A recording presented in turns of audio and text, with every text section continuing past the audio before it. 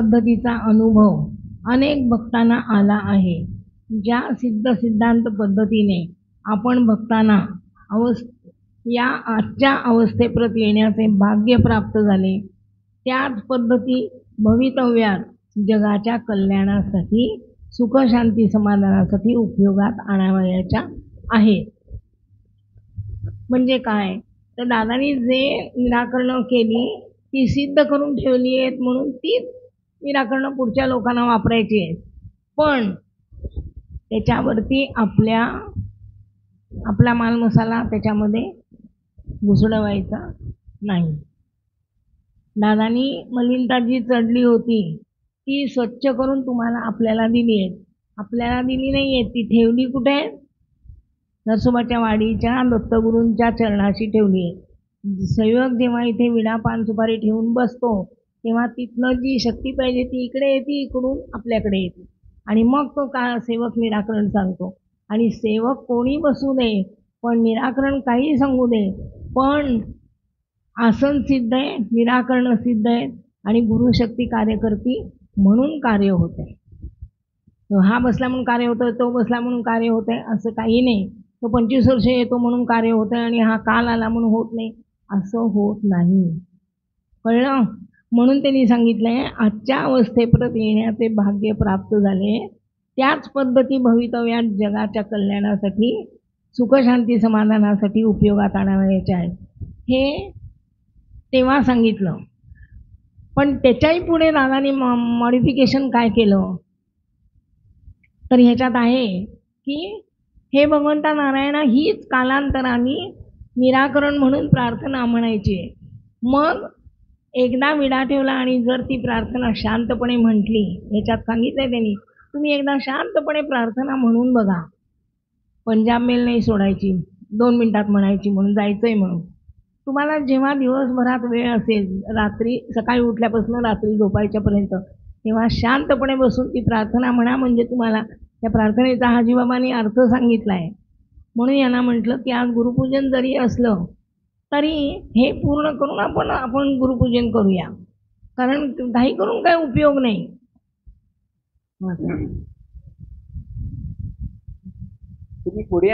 पण नव्याने येणाऱ्या भक्तांना दीर्घकाळपर्यंत त्यांच्या इच्छा अपेक्षेप्रमाणे प्राप्त जीवनात ऐहिक आणि पारमार्थिक सुख प्राप्त व्हावे अशी इच्छा आहे. त्यांना प्राप्त जीवनाबद्दल आपले कर्तव्य काय आहे याची जाणीव नाही. ज्यांना आपण सुशिक्षित म्हणतो त्यांनी जीवन जगण्याचे ज्ञान जरी प्राप्त करून घेतले असले तरी जीवनाबद्दलचे ज्ञान त्यांना नाही.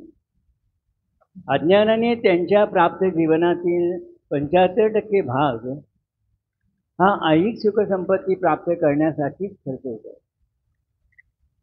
प्राप्त झालेले जीवन किती बहुमोल आहे ह्याची त्यांना जाणीव नसल्याने अधिक सुखप्राप्ती, संपत्ती, ऐशाराम म्हणजे जीवन सार्थकी लागते अशा समजुतीने त्यांचे बहुमोल जीवन अनाठायी खर्च होत आहे.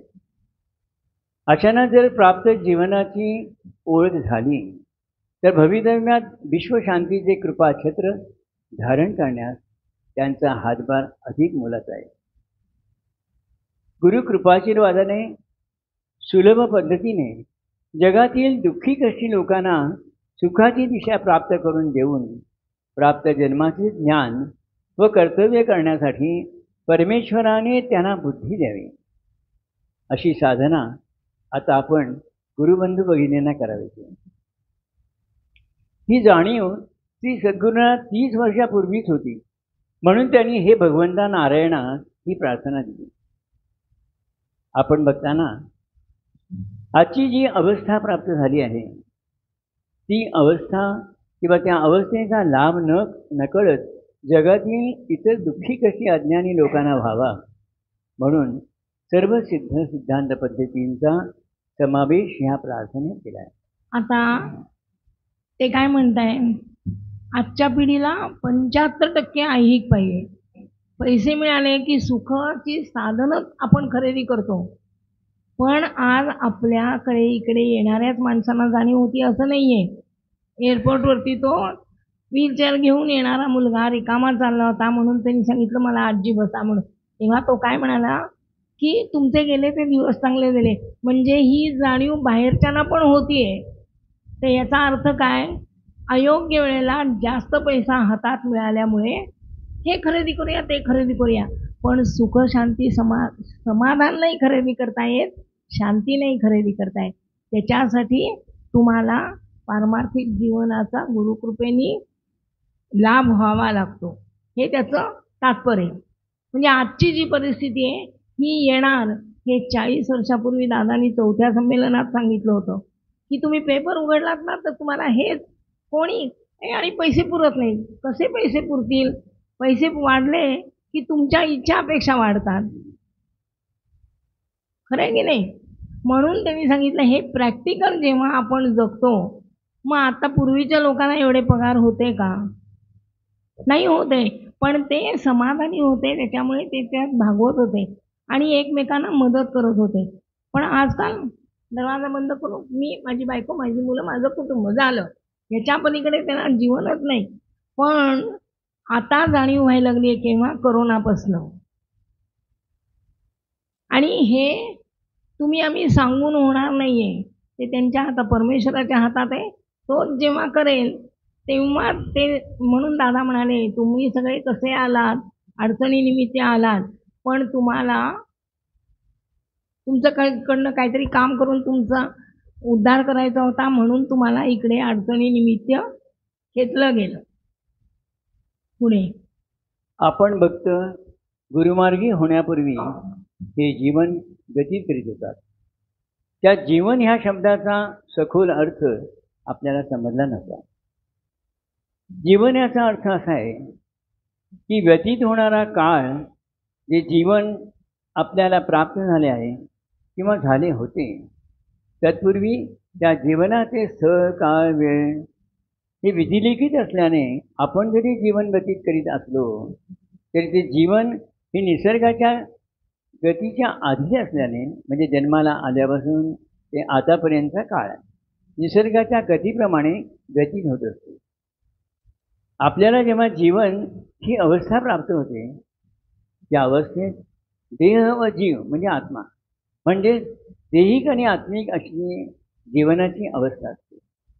प्रत्येक जन्मात आत्म्याला कर्मबरोबर जरी नव्याने देह हा धारण करावा लागत असला तरी आत्मा किंवा आत्मिक अवस्था बदलत नाही.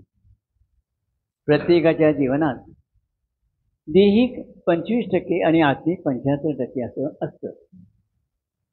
जोपर्यंत ह्या दोन्ही अवस्था एकमेकांशी एकरूप होत नाहीत तोपर्यंत सुख समाधानाबद्दल आपले मन शांत नसते. देहाने दैहिक अवस्थेची जाणीव होत असल्याने देहाची 19 माध्यमे जाणीव किंवा ज्ञान करून देतात. स्वाभाविकपणे आपल्या आजूबाजूच्या इतर व्यक्तींच्या जीवनाचे अनुकरण करण्याकडे ते प्रवृत्त होतात. त्यामुळे जरी आपल्याला परमेश्वर कृपेने काही सुख समाधान प्राप्त झाले असले तरी इतरांकडे पाहून आपल्या जीवनात ऐहिक सुखाची उणीव आहे असा भास आपल्याला होतो. आपल्या जीवनात कृपेची उणीव आहे ही जाणीव आपल्याला होत नसल्याने वरील दोन्ही अवस्थांचे, म्हणजे दैहिक आणि आत्मिक, एकरूपत्व होत नाही. या दोन अवस्था भिन्न भिन्न विषय परत्वे, आचार विचार निर्माण करतात. म्हणून आपल्याला अपेक्षेपलीकडील काहीही प्राप्त झाले तरी आत्मिक म्हणजे मनाची शांतता आपल्याला अनुभवण्यास येत नाही. या दोन्ही अवस्थांचे एकरूपत्व हे केवळ सांगण्या बोलण्याने होत नाही. हे एकरूपत्व साधण्यास निश्चित असे साधन व गुरुकृपाशीर्वादाची जोड अत्यंत आवश्यक आहे. अशा अवस्था गुरुकृपाशीर्वादाने भक्तांना ओंकार साधनेच्या माध्यमातून प्राप्त होते. त्या दोन्हीचे एकरूपत्व झाल्यावर व त्या दोन्ही अवस्था पंचप्राणकोश परत्वे, प्राणकोशापरत्वे कार्यान्वित होतात. अशा कोशांची शुद्धता करून अन्नमय कोशापासून आनंदमय कोशापर्यंत साधन परत्वे हे कोश एकमेकांना जोडून दिले जातात. आजच्या अवस्थेत ज्या ओंकार साधनेचा लाभ आपण घेत आहोत ती अवस्था म्हणजेच हिरण्यगर्भ अवस्था किंवा पिंडी ते ब्रह्मांडी ही अवस्था. या अवस्थेमुळे आज आपले काया वाचा मन म्हणजे देहिक आणि आत्मिक एकरूप झाले ती सेवक अवस्था. आता त्यांच्या म्हणण्याप्रमाणे दैहिक अवस्था 25% पाहिजे आणि आत्मिक अवस्था 75% पाहिजे. पण आज काय झालंय, दैहिक अवस्था 75% झाली आणि आत्मिक अवस्था 25% झाली. त्याच्यामुळे सुखशांती समाधान नाही. मग ह्याच्यासाठी आपल्या नकळत काय केलं, काल मी तुम्हाला परवा सांगितलं ओंकार साधनेमध्ये की जेवत खात होता तेव्हा दादानी असं नाही सांगितलं की तुमचं अन्न मी कमी करतो म्हणून, पण ते साधना जशी तुम्हाला धारण व्हायला लागली साधनेची शक्ती, तसं आपोआप झोप कमी झाली, अन्न कमी झालं. पण तेव्हा जर सांगितलं असतं जरा कमी खा बाबांनो, आम्ही आमच्या पैशाने खातो, तुमचं काय जातं, असं म्हटलं असतं असं दादा म्हणतात. आणि दुसऱ्या एक गोष्ट काय सांगितली होती की ते म्हणतात जीवन व्यतीत करायला 25% कर्म पुरेसं आहे. तर याच्या 25% मध्ये गाडी असेल, गाडी बंगला असेल, त्याच्या 25% मध्ये झोपडी असेल, त्याच्या 25% मध्ये आणखीन काय असेल, 4 रूमचा ब्लॉक असेल, याचा 2 रूमचा ब्लॉक असेल. पण समाधान हे गुरुकृपेने मिळतं. म्हणून दादानी पारमार्थिक जीवनाची ओळख करून दिली. अडचणीनिमित्त तुम्हाला इकडे आणलं आणि तुम्हाला सेवा करायला सांगितली, खत पाणी घातलं, तेव्हा आपल्या नकळत नामी तत्वाचं बीज पेरलं आणि ते जेव्हा थोडंसं त्याला कोंब फुटून उगवलं तेव्हा ओंकार साधना शिकवली. म्हणून पहिल्या 2 संमेलनामध्ये स्नेह जमून फक्त प्रॅक्टिस केली, ओंकार कशी म्हणायची ती शिकवलं. आणि तिसऱ्या संमेलनात म्हणून 2019ला आरती साधनेचं संमेलन झाल्यानंतर जेव्हा त्यांना वाटलं की आता पुढची स्टेज हे ना द्यायला हरकत नाही किंवा पुढच्या स्टेजपर्यंत हे पोचलेले आहेत, तेव्हाच आजचं संमेलन आयोजित केले. याच्या आधी निलेशनी 10 वेळा बोलवलं होतं, पण नाही जमलं. त्याला वेळ तेव्हा, आम्हाला नाही, आम्हाला वेळ तेव्हा हे असं आपण म्हणतो, पण त्यांची इच्छा नव्हती म्हणून घडलं नाही. याचा विचार आपण, आणि देव आपल्याला जीवन व्यतीत करायला कर्म जेवढं आवश्यक आहे तेवढंच देऊन पाठवतो. पण आपला देह विकसित नसल्यामुळे, आपण समाधान मानत नसल्यामुळे आपल्याला असं वाटतं की त्याला ते दिलं तर मला का हे दिलं नाही. अरे पण त्यांनी मागच्या जन्मामध्ये काहीतरी चांगलं केलंय, त्या 25% त्याचं 25 ऐवजी 25% 20% चांगलं असेल, तुझं 10% चांगलं असेल, त्याला कोण काढते, काय आपल्या हातातलं नाही. ते निसर्गाप्रमाणे व्हायला पाहिजे. म्हणून दादानी सगळ्यांना देताना एका लेवलमध्ये दिलं. आता ते डेव्हलप करायचं, ज्याचं त्यांनी त्याच्याप्रमाणे जो डेव्हलप करेल त्याला ते तसं हे होईल ना, अशी थेअरी येते. आणि ही थेअरी विज्ञानामध्ये नाही आहे. विज्ञान तुम्हाला काय शिकवतंय, एक फॉर्म्युला, त्याप्रमाणे तुम्ही जाता. तसं होत नाही. इथे फॉर्म्युला नाही आहे. इथे तुमचं तुम्ही करायचं आणि तुमचं तुम्ही उपभोगायचं. कोणी तुम्हाला मदत करायला येणार नाही. चांगलं केलं चांगलं मिळेल. तरी सुद्धा गुरुवाणीमध्ये पहिल्या भागाच्या मुलाखतीत त्यांनी सांगितलंय विमोचनाचं की आता तुम्हाला हरिश्चंद्रासारखं स्वप्नात दान दिलं राज्य म्हणून करायची गरज नाही. तर बाबांनी निसर्गाला सांगितलं ते माणूस भोगेल, पण तो माझ्या आशीर्वादाने चांगलंच भोगेल. गुरुवाणी भाग 1 मध्ये 64वी मुलाखत आहे विमोचनाबद्दलची. आता तुम्हाला काही हरिश्चंद्रासारखं करायची गरज नाहीये. म्हणजे त्या मुलाखती तेव्हा घेतल्या, त्याच संदर्भात दादानी पुणे शिरोड्याच्या संमेलन घेतली. पण बाबांनी जेव्हा दादांच्या माध्यमातून मुलाखती घेतल्या तेव्हा आपलं विमोचन आणि दीक्षा झालं नसल्यामुळे आपली देही काय म्हणतो प्रगती, देही डेव्हलप विकास झाला नसल्यामुळे आपल्याला ते कळत नव्हतं. तेच विषय दादांनी आधी व्यवहारातली उदाहरणं देऊन देऊन देऊन समजावून सांगितलं. म्हणून दादांची संमेलनं ही अभ्यास करणं अत्यंत गरजेचं आहे. किती तुम्हाला सांगितलं तरी जोपर्यंत आपण आपल्या हाताने जेवत नाही तोपर्यंत पोट भरत नाही. तसं जोपर्यंत आपण हे अभ्यास करत नाही तोपर्यंत जमत नाही. आम्हाला वेळ मिळाला म्हणून आम्ही अभ्यास केला, म्हणून आज आम्ही काहीतरी बोलू शकतो. नाही तर दादा सांगत होते तेव्हा आमच्याही डोक्यावरनं 10 फूट जात होतं. आम्हालाही काही समजत नव्हतं. आणि ते एका वेगळं करून सांगण्यासारखं काही नाही. तर तेव्हा आमच्या नकळत इकडे आमच्या अडचणी सोडवल्या त्यांच्या आशीर्वादाने आणि इकडे आम्हाला नामीतत्वाचं बीज पेरून साधना कशी करायची शिकवली. आणि तेव्हा प्रायमरी स्टेजमध्ये ह्या शरीराला आशीर्वाद दिल्यानंतर ते ओंकार जे शिकवत होते, त्यांनी 5 तानातले ओंकार तेव्हा करत होते. पण आता त्याची गरज नाहीये. दादांनी सगळ्या सिद्धतेसाठी सगळं केलं. पण आता येणाऱ्या पिढीला वेळ नाही म्हटल्यानंतर ते साधन पण कॉम्पॅक्ट करायला पाहिजे ना. म्हणून तुमची कामकाजाची निराकरणं सुद्धा सोपी करून ठेवली. इतकं त्याच्यामध्ये. आणि मग आता आपल्या वागणुकीने चूक झाली तर काहीतरी परत बिघाड व्हायला नको.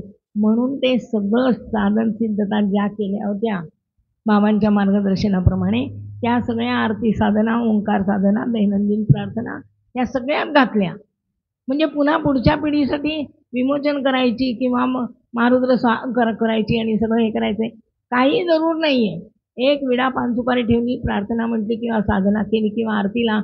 एक पुण्याला असा गृहस्थ आहे की त्यांनी कधीही विडा लावला नाही कामकाजाला. फक्त दर गुरुवारची आरती अटेंड करून त्याची कामं झाली. म्हणजे आरती साधनेमध्ये काहीतरी आहे ना. आणि 85 साली जेव्हा सगळ्या सिद्धता गोरक्षनाथ दादांना म्हणाले की या पुढच्या पिढीने जर काही केलं नाही तर दादांनी गोरक्षनाथांना सांगितलं पुढच्या पिढीने जर काही केलं नाही तर मी मेहनत घेतलेली फुकट जाईल. तेव्हा गोरक्षनाथ म्हणाले ह्याचा विचार केला पाहिजे. म्हणून त्यांनी ते 85ला बेळगावला पंतांच्या पदामध्ये आणि साधनेमध्ये आणि हे सगळं म्हणून 85 सालापासून आरती ही साधना म्हणून सिद्ध केली. तोपर्यंत आपण आरती अशीच म्हणत होतो. तर तरी लाभ होत होता पण तो कमी प्रमाणात होता. पण जेव्हा ती साधन सिद्धता सगळी त्याच्यात समाविष्ट केली तेव्हापासून आता पुढच्या पिढीला जो 25% लाभ होत होता तो 75% राहिला. इतकं सोपं करून दे. आणखी त्यांनी काय करावं. मग आता आम्हाला केंद्र लांब पडतं, आज सुट्टी आहे, आज आपण आराम करूया असं म्हणून कसं चालेल. म्हणजे आपलं काहीतरी कर्तव्य आहे की नाही. त्यांनी 75% 90% भार जे अशक्य होतं ते सगळं शक्य करून दिलं आपल्याला. मग आपल्यावरती थोडी जबाबदारी ठेवली आहे. किती 1% ती तरी आपण उचलायला तयार व्हायला पाहिजे का नको. हा विचार आता पुढच्या पिढीने करायला पाहिजे. सगळं पैसे आहेत म्हणून सगळं मिळणार नाही. आणि मग काल सांगितलं तसं याची जाणीव केव्हा होणार वर गेल्यानंतर. मग अरे दादांसारखे गुरु भेटले होते तरी आपण त्याचा लाभ. म्हणून त्यांनी बाबांनी म्हटलंय की आत्तासारखी सुवर्ण संधी पुन्हा मिळणार नाही. तेव्हा तुम्ही आत्ता त्याचा लाभ घ्या या कार्याचा. पण शंका कुशंका काही काढू नका. काल सांगितलं ना दिमाग से मत चलो, दिल से चलो. दिल से चलो म्हणजे काय. श्रद्धा ठेवून मनाने तुम्ही हे करा. हे होणार त्यांच्या कृपाशीर्वादाने हे होणार. असं जर आपण म्हटलं तरच त्यातनं मार्ग निघेल आणि तरच आपण उभे राहू पुढे. 8व्या संमेलनात भक्तांना सेवक अवस्थेचा लाभ करून दिला असे जेव्हा सांगितलं तेव्हा भक्तांनी जागे होऊन समाजात काहीतरी कार्य करावे असे वाटलं. आज अनेक ठिकाणी आपल्या समितीची कार्यकेंद्रे असून तेथे कार्यार्थ नियुक्त केलेले सेवक आहेत. आता तुम्हाला सर्वांना कार्य करावेसे वाटू लागले म्हणून तेवढी कार्यकेंद्रे स्थापन करायची का तर नाही. सेवक अवस्थेतून कार्य करावयाचे आहे असे सांगितल्यावर त्याचा अर्थ आपणास समजला नाही. आपण कार्य करण्याची संधी किंवा आज्ञा मिळण्याची वाट पाहू लागलात. पण या ईश्वरी कार्यार्थ आणखी काही कार्यकेंद्रे स्थापन करणे म्हणजे कार्य करणे नसून तो भविष्यात पसार आहे. या जाणीवेने श्री गुरूंनी प्रत्येक सेवकाचे कुटुंब व ते राहत असलेली जागा हे आपले कार्यकेंद्र केलं आहे. याचे स्पष्टीकरण म्हणजे आता भवितव्यात इतरांच्या कल्याणासाठी हे भगवंता नारायणा एवढीच प्रार्थना करणं. या प्रार्थनेत मानवांच्या कल्याणार्थ सिद्ध सिद्धांत पद्धती आहेत. त्याचा उच्चार सेवकांनी म्हणजे सर्वांनी नित्याने करायचे. कोणतेही एखादे दिव्य साधन करून किंवा इतरांना ते कराव्यास लावून या समितीच्या कार्याचा प्रचार करायचा नाही.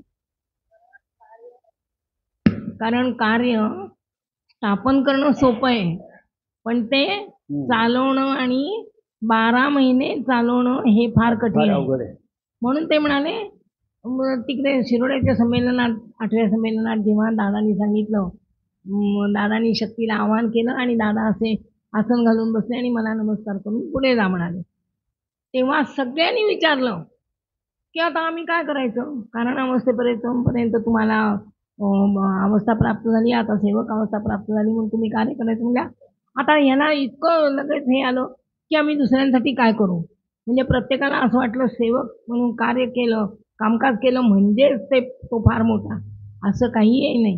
गुरुप्रसादमध्ये पहिल्यांदा त्यांनी सांगितलंय की सेवक जे नेमले, दीपक दादांचे मेवणे होते, ते नेहमी म्हणायचे नंदू दादा आमच्यात काहीतरी कमी आहे म्हणून आम्हाला कामकाजाला बसवलं. नेहमी म्हणायचे ते. कामकाज म्हणजे काय फार मोठं काय प्रशस्तीपत्र नाही आहे किंवा प्रमोशन नाही आहे. तुम्हाला आम्हाला मिळतं, त्यांना वेळ आहे म्हणून त्यांना कामकाजाला बोलवलं. आता दादानी जे सेवक नियुक्त केले होते त्याच्यामध्ये ते सगळे दीपक दादा घरी नाही गेले तर घर चालणार नाही असं होणार नाही. आमचा शशी घरी गेला नाही तर काम होणार नाही असं नाही.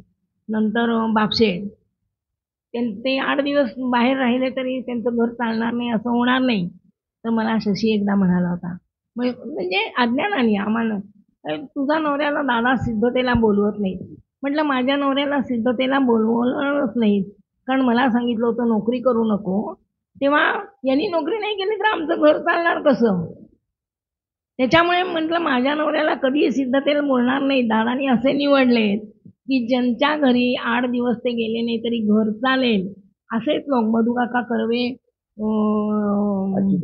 अच्युतराव लगाटे, नंतर हे बापू होते त्याच्यामध्ये, नंतर बापशेठ होते, दीपक दादा होते. हे सगळे असे होते की ते जरी बाहेर गेले दादांच्या कार्यासाठी, म्हणजे दादांच्या सिद्धतेसाठी दादांनी बोलवलं तर यांचं घर काय बंद होणार नव्हतं, यांचं घर चालत राहणार होतं. म्हणजे इतकं दादांनी बारकाईने सगळं सिलेक्ट केलं. म्हणून काय शशीला सेवक म्हणून बोलवलं म्हणून काय हा काम करू शकणार नाही असं नाहीये. जर शशी अब्सेंट असेल किंवा दीपक दादा अब्सेंट असेल तर हा ते मॅनेज करू शकतो. पण त्याचा अर्थ असा नाही की केंद्र स्थापन करून केंद्र प्रमुख होऊनच ते कामकाज केलं पाहिजे असं काही नाहीये. तुम्ही बसून जर प्रार्थना म्हटली तर सेवक म्हणून कार्यकेंद्रावरती तुम्ही कामकाज कराल तेव्हा तेवढ्या 10 लोकांचं कराल, जे 10-15 येतील ते. पण तुम्ही बसून प्रार्थना म्हटली आणि जर 100 लोकांनी ऐकली तर ती 100 लोकांना फायदा होईल की नाही. मग त्या नियुक्त सेवकापेक्षा तुमचं कार्य मोठं झालं की नाही. इतक्या बारकाईने काल मी म्हटलं कारण दीक्षा दिल्यानंतर सगळ्यांना काय दादा भेटणार नाही. हा बँकेत आहे, हा पोस्टात आहे, तो आणखीन कशात आहे. जो ज्या क्षेत्रात असेल तिथे काम करेल त्याचा संपर्क आला की ती त्या कारण दीक्षेला एवढंच माहिती आहे हा दुःखी आहे त्याच्याकडे जायचं आणि त्याचं काम करायचं. तो कसाही जाईल, पाणी पिलं एक भांडभर तरी जाईल, सरबत पिलं तरी जाईल, खायला दिलं. एवढं सूक्ष्म कार्य सगळ्या जगात केलं.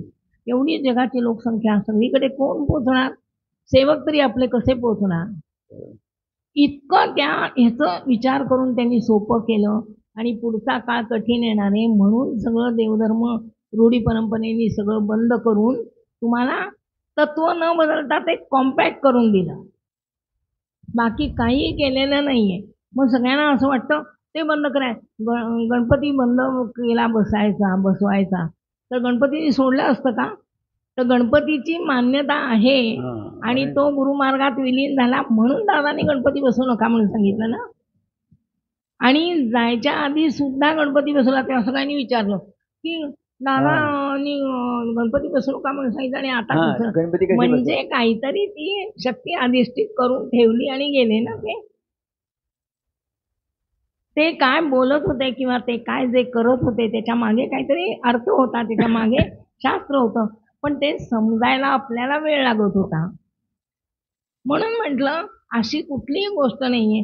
आणि देवदेवतांचं मान्यता, दादा म्हणतात देवदेवतांची मान्यता असल्याशिवाय मी तुम्हाला पापड पसारा तुमचा कमी केला का, किंवा विमोचन केली आणि तुमच्या घराण्यातल्या दिवंगत व्यक्तींना सद्गतीला पाठवलं, त्यांना जर हे मान्य नसतं तर ते माझ्या डोक्यावर बसले असते की नाही.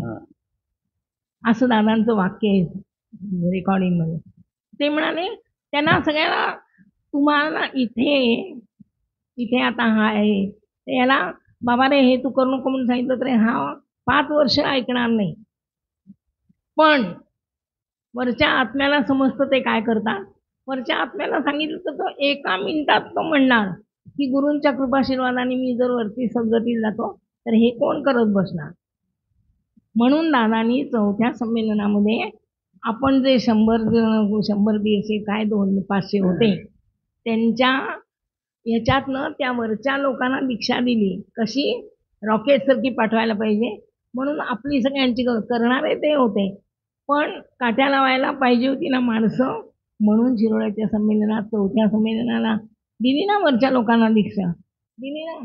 काय रे म्हणजे दादांनी इहलोकातही काम केलं आणि परलोकातही काम केलं आणि सर्व लोकातही काम केलं. म्हणून दादा म्हणायचे, आम्हाला म्हणायचे, मी माणसांना कामाला लावलंय, मी स्वतः कामाला लावलंय, देवांना कामाला लावलंय आणि भूतांना पण कामाला लावलंय. कारण ती भूत इथे या जगाला त्रास देतात ना, त्यांना पुढची गती दिल्याशिवाय ते तुमच्या मागे लागायचं सोडणार नाही. इतकं एका वेळेला 10 ठिकाणी काम करून त्यांनी सगळं ते आटोक्यात आणलं. पुढे प्रार्थना हे साधन सर्वात श्रेष्ठ असून जगतात सर्व धर्मात प्रार्थनेला जेवढे महत्त्व आहे तेवढे प्रार्थने परत्वे विधीच नाही, हे लक्षात ठेवायचं. यापूर्वीच्या अवस्थेत आपल्या देहिक अवस्थेच्या भोवती अनेक दूषित वलय होती. देहिक आणि आत्मिक या अवस्थांचे एकरूपत्व आनंदमय कोशाशी झाले नव्हते. जरी आपणास पूर्वी साधन सेवा किंवा कृपाशीर्वाद प्राप्त होत होता तर त्याची जाणीव मात्र आपल्याला म्हणजेच आपल्या कायावाच्या मनाला होत नव्हती.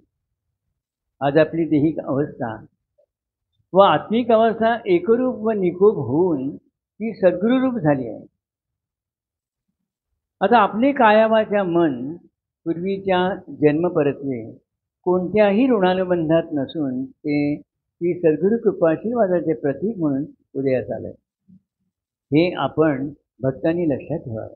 आता अन्नमय आनंद पूर्वीच्या अवस्थेमध्ये देहिक आणि आत्मिक ह्या अवस्थांचं एकरूपत्व आनंदमय कोशाशी झालं नव्हतं.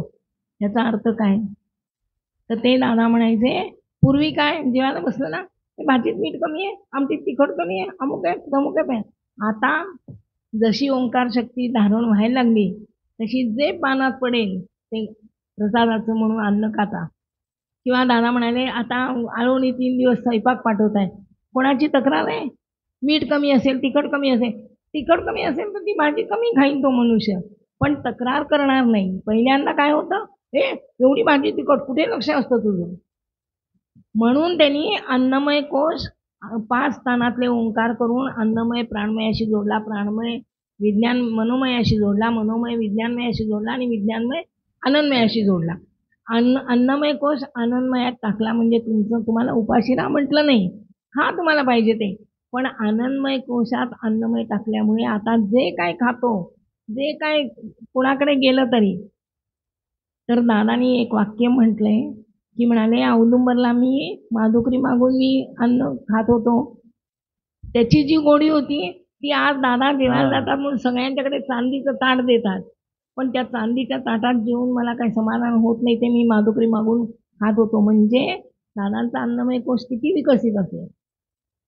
आणि काल सांगितलं तसं जर अन्नमय कोशासाठी जगायचं असेल तर जगण्यासाठी अन्न खा, अन्नासाठी जगू नका, असं दादा म्हणायचे.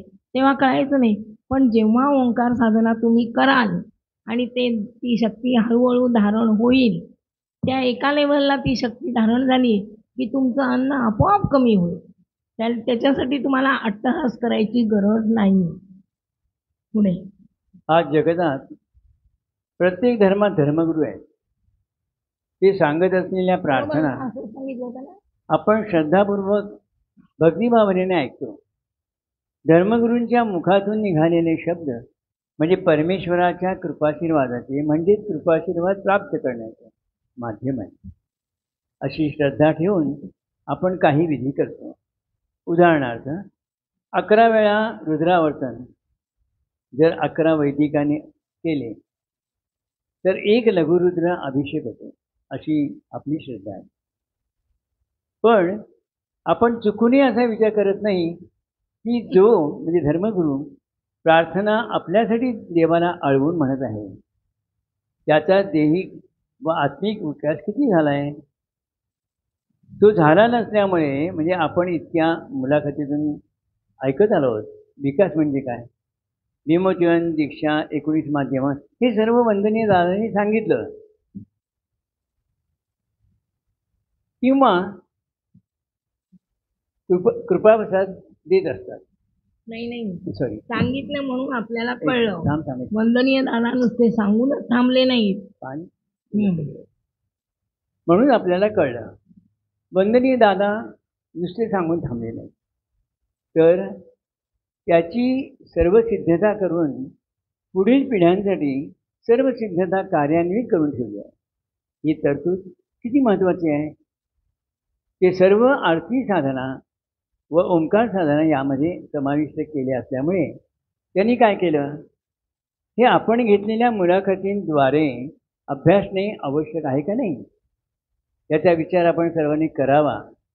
जे आपल्यासाठी प्रार्थना विधी करतात ह्यात त्यांची आस्था किती असते, ते करतात, ते त्यांचे एक उदरनिर्वाहाचे साधन असल्याकारणाने त्या प्रार्थना आणि विधींमुळे इष्टफलप्राप्ती होत नाही. म्हणजे नुसत्या प्रार्थनेनी काम होतं, पण प्रार्थना देवापर्यंत पोचते की नाही ही शंका असल्यामुळे काहीतरी एक विधी केला म्हणजेच आपल्याला कृपाशीर्वाद प्राप्त होतो, अशी आपली समजूत आहे सगळ्यांची. पण जो कोणी तो विधी करतो किंवा तो ते देवकार्य करतो त्याचा दैहिक आणि आत्मिक विकास झाला आहे का असं दादा विचारतात. तर दैहिक आणि आत्मिक विकास होणं म्हणजे काय, की बाबा याचं यांनी बोलवलंय ना करायला तर ह्याचं चांगलं होऊ दे या उद्देशाने नाही करत. तो दक्षिणा किती देतो त्याच्यावरती अवलंबून.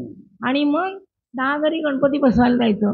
मग हिच्या घरी पहिल्यांदा आला आणि हिने जर उशीर केला तर पुढच्या घरी जायला उशीर होतो. लवकर आटपा. आजकाल मी एक लग्न अटेंड केलं मुंबईला. तर तो गौरीहार पुजायला बसला तर तो सांगतो ते गौरीहार पुजायला बसायचं तर काय सांगायचं हे त्या याला माहिती नाही. चला उठा माळ घालायची वेळ झाली. अरे ती मुलगी बसून प्रार्थना करेपर्यंत तुम्ही लग्नाला उभी करता, मग त्या देवाने आशीर्वाद देईपर्यंत तरी थांबाल का नाही. तो तू आशीर्वाद देणार, तो मी धारण करून लग्नाला उभं राहणार. ते सोडून ते राहू दे, गौरीहार पुजला नाही तरी चालेल. अरे पुजला नाही तर चालेल, गुरुजी सांगतात आयुष्य घालवायच्या मुलीने. आणि आणखी एका ठिकाणी गेले होते तर त्यांनी काय सांगितलं माहिती आहे, 3 आचमनं घ्यायची म्हणजे स्थूलदेह, सूक्ष्मदेह आणि कारणदेहाचं एकरूपत्व होण्यासाठी. म्हणून ते 3 आचमन केशवाय नमः, नारायणाय नमः, नारायण मा. आणि एक मुलगी आली यांच्यासारखी नवीन, तर ती अभिषेकाला बसली आहे. तर तो काय सांगतो माहिती आहे, याच्यासारखा मुलगा 3 वेळा पाणी पी आणि चौथ्या वेळेला तांबणात टाक. आचमन घे नाही, आचमनचा अर्थच माहिती नाही.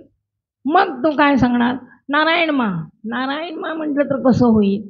नारायणाय नमः फुल सगळं म्हणाल की नाही, तेवढं पण माहिती नाही. मग उदरनिर्वाहाचं साधन म्हणून म्हणजे या घडलेल्या गोष्टी बघितल्यात आम्ही. म्हणून मग दादा म्हणायचे असं चुकीचं करण्यापेक्षा करूच नका ना, मग त्याच्यापेक्षा साधं. म्हणून दादा म्हणाले पुढचे लोक कसे येणार, पुढची पिढी कशी येणार हे त्यांना माहीत आहे. म्हणून त्यांनी आधीच मॉडिफिकेशन करून ठेवलं. आणि मगच त्यांना जन्माला पाठवलं. आता आपण मरून जन्माला येणार म्हटल्यानंतर परत जन्माला आल्यानंतर आपल्याला मॉडिफिकेशन करूनच मिळणार ना.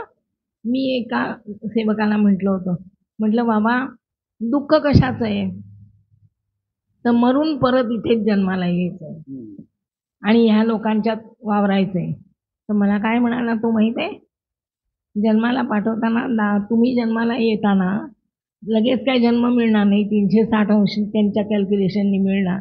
तोपर्यंत इथे सगळं बदललेलं असेल, तुमचंच राज्य आलं असेल. पण एवढा विचार मी केला नव्हता बाबा. बरं झालं म्हटलं तू सांगितलंस म्हणून आणि तुझ्या पुढे बोललो. नाहीतर हे शक्य आहे का? आणि लावणाऱ्यांनी शोध लावला मोबाईलचा, तो स्वतः वापरत नाही आणि सगळ्या जगाला वेड लावून ठेवलंय आणि सगळ्या जगाचं नुकसान करून ठेवलंय. पण आता जाणवतंय ते इतके पुढे गेल्यानंतर. पण ह्या पिढीला आम्हाला त्रास झालाय म्हणून तुम्हाला होऊ नये म्हणून सांगितलं, तर हे भिंतीला धडकल्याशिवाय मागे येणार नाही. ते भिंतीला धडकणार म्हणून दादांना प्रार्थना करतो काय आम्ही, या पिढीला लवकर धडक बसू दे. म्हणजे ते मागे धडक म्हणजे चांगल्या दृष्टीने, वाईट दृष्टीने नव्हे. जे त्याच्यात गुंतले त्यातनं त्यांना जरा बाहेर काढा आणि वास्तविक जीवन दाखवा. कारण आमची ताकद नाहीये. कळलं? दादाने एका संमेलनात म्हटलं, आधी कशात गुंतू नका आणि नंतर गुंतू नका. हे लक्षात राहिलं. मुलाखती लक्षात राहिला नाही, हे लक्षात राहिलं. आता वर सांगितले म्हणून जास्त कुठे गुंतलो नाही. आता वर सांगितल्याप्रमाणे वंदनीय दादा म्हणतात, गुरु कृपाशीर्वादाने दैहिक आणि आत्मिक अवस्थांचा विकास होऊन प्राप्त जीवन गुरुमय होते. त्रिभुवनात वास करणारा परमेश्वर हा आपल्या हाकेला ओ देण्यासाठी सदैव तत्पर असतो. आपल्या माध्यमातून गुरुशक्ती कार्य करते.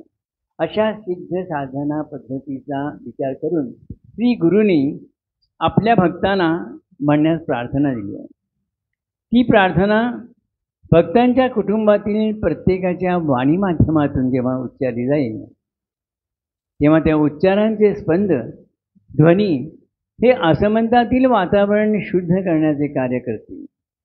आज जगतात जे काही दुःख अशांतता पसरली आहे तिच्या मुळाशी प्रत्येकाच्या जीवनाबद्दलचे अज्ञान आहे. या अज्ञानामुळे प्रत्येकजण केवळ ऐहिक विषय परत्वे जगणे असा जीवनाचा विचार करीत आहे.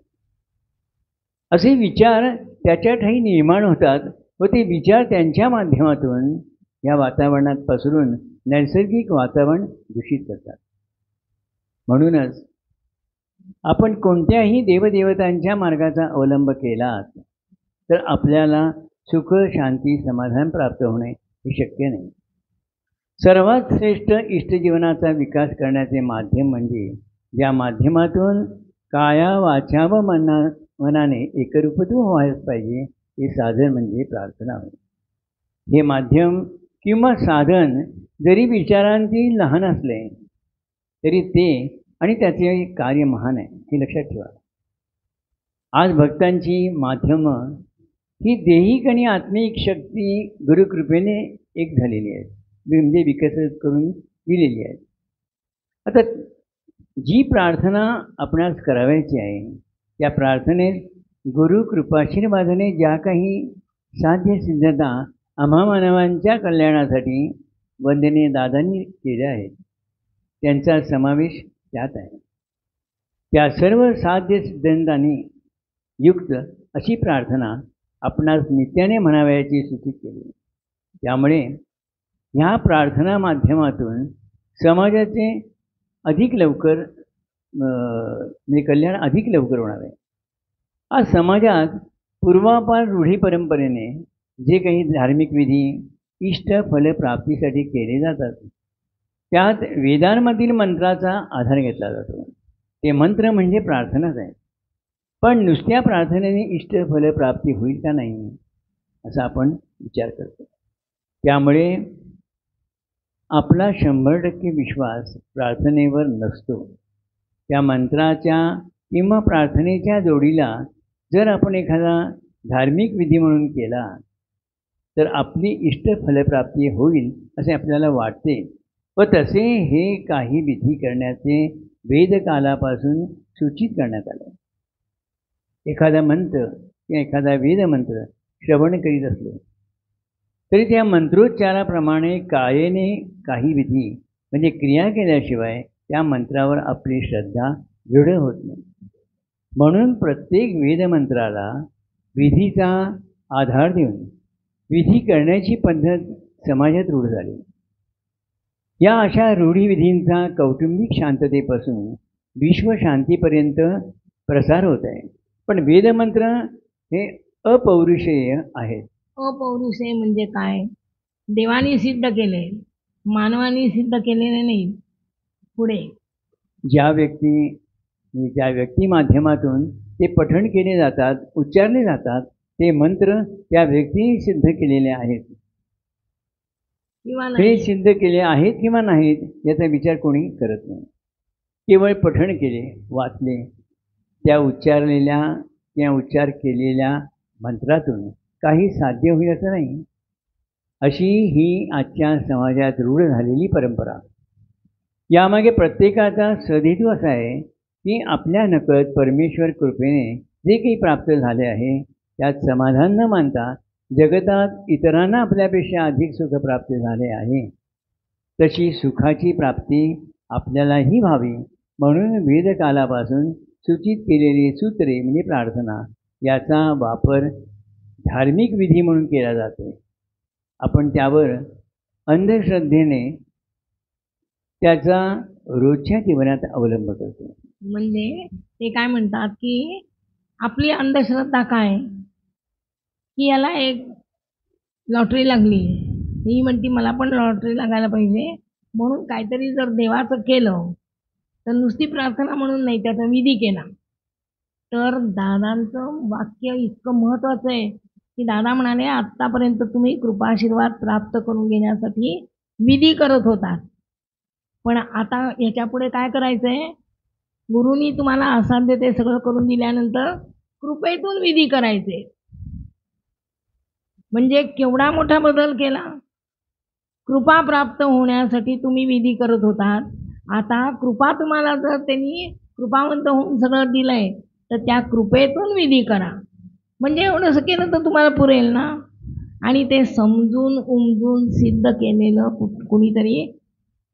कुणीतरी म्हणजे देवदेवतांनी, माणसांनी नव्हे.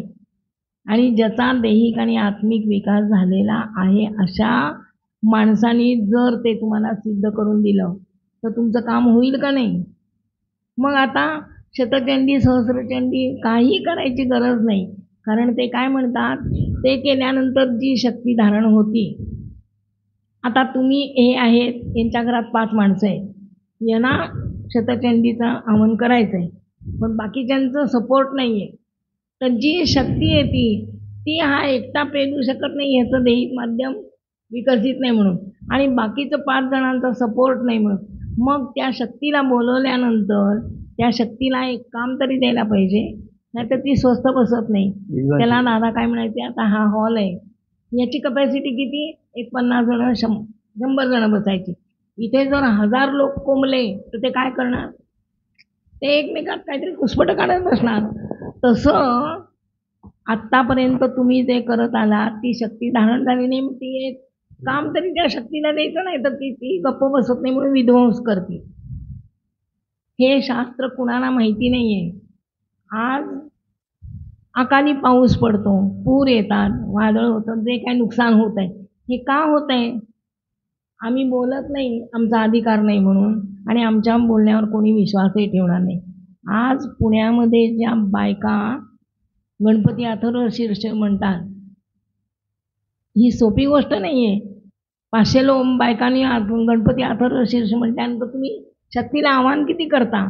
आणि ती पेलली पाहिजे ना सगळ्यांना, ती नाही पेलत.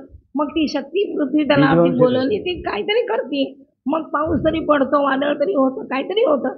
आज हवामान वातावरण बिघडण्याचं कारण काय आहे? त्याच्या मागे शास्त्रीय कारण आहे. मग अति देवधर्म करायची गरजच नाही. जीवन जगायला एवढं 15 मिनिटाची, म्हणून दादा म्हणतात 15 मिनिटाची ओंकार साधना करून उद्या सकाळी 6 वाजेपर्यंत देवाच्या वाटेला जायची गरजच नाही आहे. इतकी थोडी शक्ती तुम्हाला मिळाल्यानंतर तुमचं जीवन जर व्यतीत होतं तर तुम्ही हे रूढी परंपरेने अज्ञानाने कशाला करता? आणि त्याच्या मागे संकल्प नाही, त्याच्या मागे सिद्धता नाही, काही नाही. उगीच आपलं रूढी परंपरेने त्यांनी केलं म्हणून हा करतो, ह्यानी केलं म्हणून तो करतो, त्यांनी केलं म्हणून तो करतो. कशासाठी करतो, काय करतो, काही माहिती नाही. हे यजमानालाही माहिती नाही आणि पुरोहितालाही माहिती नाही. मग यजमान जो करतो त्यालाही माहित नाही, जो करून घेतो त्यालाही माहिती नाही. म्हणजे काय काय निष्पन्न झालं याच्यातलं? मग असं अज्ञानाने करू नका. म्हणून ते काल सांगितलं होतं की तुमच्या नकळात दैहिक अवस्था जी वक्र होती ती तुम्हाला आत्मिक अवस्थेसारखी सरळ करून दिली. आणि ऋणानुबंध मातृपितृ इतरेजन आणि देवादिक हे 3 ऋणानुबंध जे अनावश्यक होते त्याच्यामुळे तुम्हाला सुखशांती मिळत नव्हती. त्याच्यामुळे तुमच्या जीवन व्यतीत करण्यामध्ये अडथळा होत होता आणि तुमच्या इच्छा अपेक्षा सफल होण्यामध्ये अडथळा होत होता. ते सगळं काढून टाकलं. ते अनावश्यकच आहे म्हणून काढलं आणि त्याच्यात गुरु ऋणानुबंध जोडून दिला. मग एवढं सोपं करून दिल्यानंतर परत आपल्याला ते कशाला करायचं, काय करायचं, हे ते केलं नाही तर अमुक होतो, देवीचा कोप होतो. देव रागवतो कशाला? देव जर रागवला असता तर तुम्ही उभं पण राहू शकला नसतात 1 सेकंद, असं म्हणतात दादा. देवाचा कोप होत नाही, काही नाही, पण तुम्ही अज्ञानाने करू नका, असं नाही त्यांचं म्हणणं आहे. आज असे विधी शतकानुशतके होत असून सुद्धा मानवांच्या जीवनात सुखशांती समाधान नाही. याचं मूळ कारण काय ते आपल्याला आजपर्यंत समजत नव्हतं. याचं कारण म्हणजे प्राप्त झालेले जीवन हे दैहिक माध्यमाद्वारे व्यतीत करायचं आहे. त्या दैहिक माध्यमाचा यथोचित विकास न होण्यामुळे आपण करीत असलेले देवदेवतार्जन व धार्मिक विधी यांचे फल आपण प्राप्त करू शकत नाही. यासाठी आपण जेव्हा गुरुमार्गात जातो तेव्हा आपण आपले दुःख गुरुमाध्यमाला म्हणजे गुरूंना कथन करतो. त्यांच्या कृपाशीर्वादाने ते निवारण व्हावे अशी अपेक्षा ठेवतात. गुरुमार्गात ज्यांना दिव्यदृष्टी प्राप्त झालेली असते अशांकडे आपण गेल्यावर आपल्या जीवनातील उणिवांपेक्षा आपल्या दैहिक माध्यमातील उणिवा त्यांना दिसतात. कारण आपण जे जीवन व्यतीत करणार ते दैहिक माध्यमातूनच. तो अनुभव घेण्यासाठी दैहिक माध्यम हे विकसित असले पाहिजे. त्यामुळे तो कृपाशीर्वाद देतात व तो आपण घेतो. पण त्यांच्या आणि आपल्या विचारांची दिशा ही परस्पर विरोधी असते. म्हणजे ते कृपाशीर्वाद देतात तो आपल्याला देहातील उणिवा किंवा अविकसितता भरून निघावीत यासाठी. त्यांनी तो कृपाशीर्वाद कृपावंत होऊन दिलेला असतो. कृपावंत हा शब्द खूप महत्त्वाचा आहे. आपण आपले भक्तांचे विचार हे दैहिक सुखाकडे धाव घेणारे असतात. श्री गुरूंनी भक्तांच्या कल्याणार्थ त्यांच्या सामर्थ्याचा म्हणजे कृपाशीर्वादाचा काय वापर केला आहे याची जाणीव भक्तांना होत नसते. अनेक वर्ष गुरुमार्गात राहूनही गुरूंच्या कार्याची किंवा त्यांच्या सामर्थ्याची ओळख भक्तांना होत नाही. काही व्यक्ती गुरुमार्गी न होता आपल्या घराण्यातील इष्ट देवदेवता यांच्या प्रित्यर्थ काही धार्मिक विधी करून ह्या उणिवा भरून काढण्याचा प्रयत्न करीत असतात.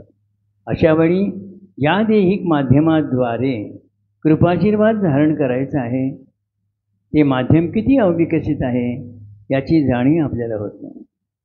या व्यक्ती माध्यमांकडून हे विधी देवदेवतांच्या प्रित्यर्थ केले जातात. त्यांनाही दैहिक माध्यमातील अविकसितता म्हणजे उणीव याची जाणीव होत नाही. मग गुरुमाध्यम हे ईश्वरी आज्ञेने मानवी रूप धारण करून ईश्वराचे कार्य करण्यासाठी इहलोकी जन्म घेते. असा हा जन्म मानवी रूपात असल्याने व भेटावयास आलेली व्यक्ती ही मानवच असल्याने श्री गुरूंना त्या व्यतीत सुखशांती समाधान प्राप्त करण्यासाठी कशाची कमतरता आहे हे प्रथमतः जाणवते. ते कृपावंत होऊन काही सेवा काही सेवा किंवा कृपाप्रसाद देत असतात. तो प्रसाद त्या व्यक्तीच्या जीवनातील फक्त उणिवांची भरपाई करून देण्यासाठी दिलेला नसतो, तर त्याला सुखप्राप्ती होण्यासाठी दिलेला असतो. दैहिक माध्यमात ज्या काही उणिवा आहेत त्या उणिवांची भरपाई दिलेल्या कृपाशीर्वादाने व सूचित केलेल्या सेवेने होत असते. कृपाशीर्वादार्थ आलेल्या व्यक्तीचा प्रधान विषय हा ऐहिक सुख प्राप्त करण्याचा असतो. त्यामुळे श्री गुरूंनी दिलेल्या कृपाशीर्वादाची प्राप्ती करून घेण्याचं कर्तव्य त्या व्यक्तीकडून होतच नाही. उलट तो कृपाशीर्वाद दिला आहे त्याची अवहेलना त्याच्याकडून होते. म्हणजे दादा काय म्हणतात की आपण जेव्हा अडचणी विचारायला जातो तेव्हा आपण ऐहिक सुखामध्ये काय कमतरता आहे ते विचारण्यासाठी जातो.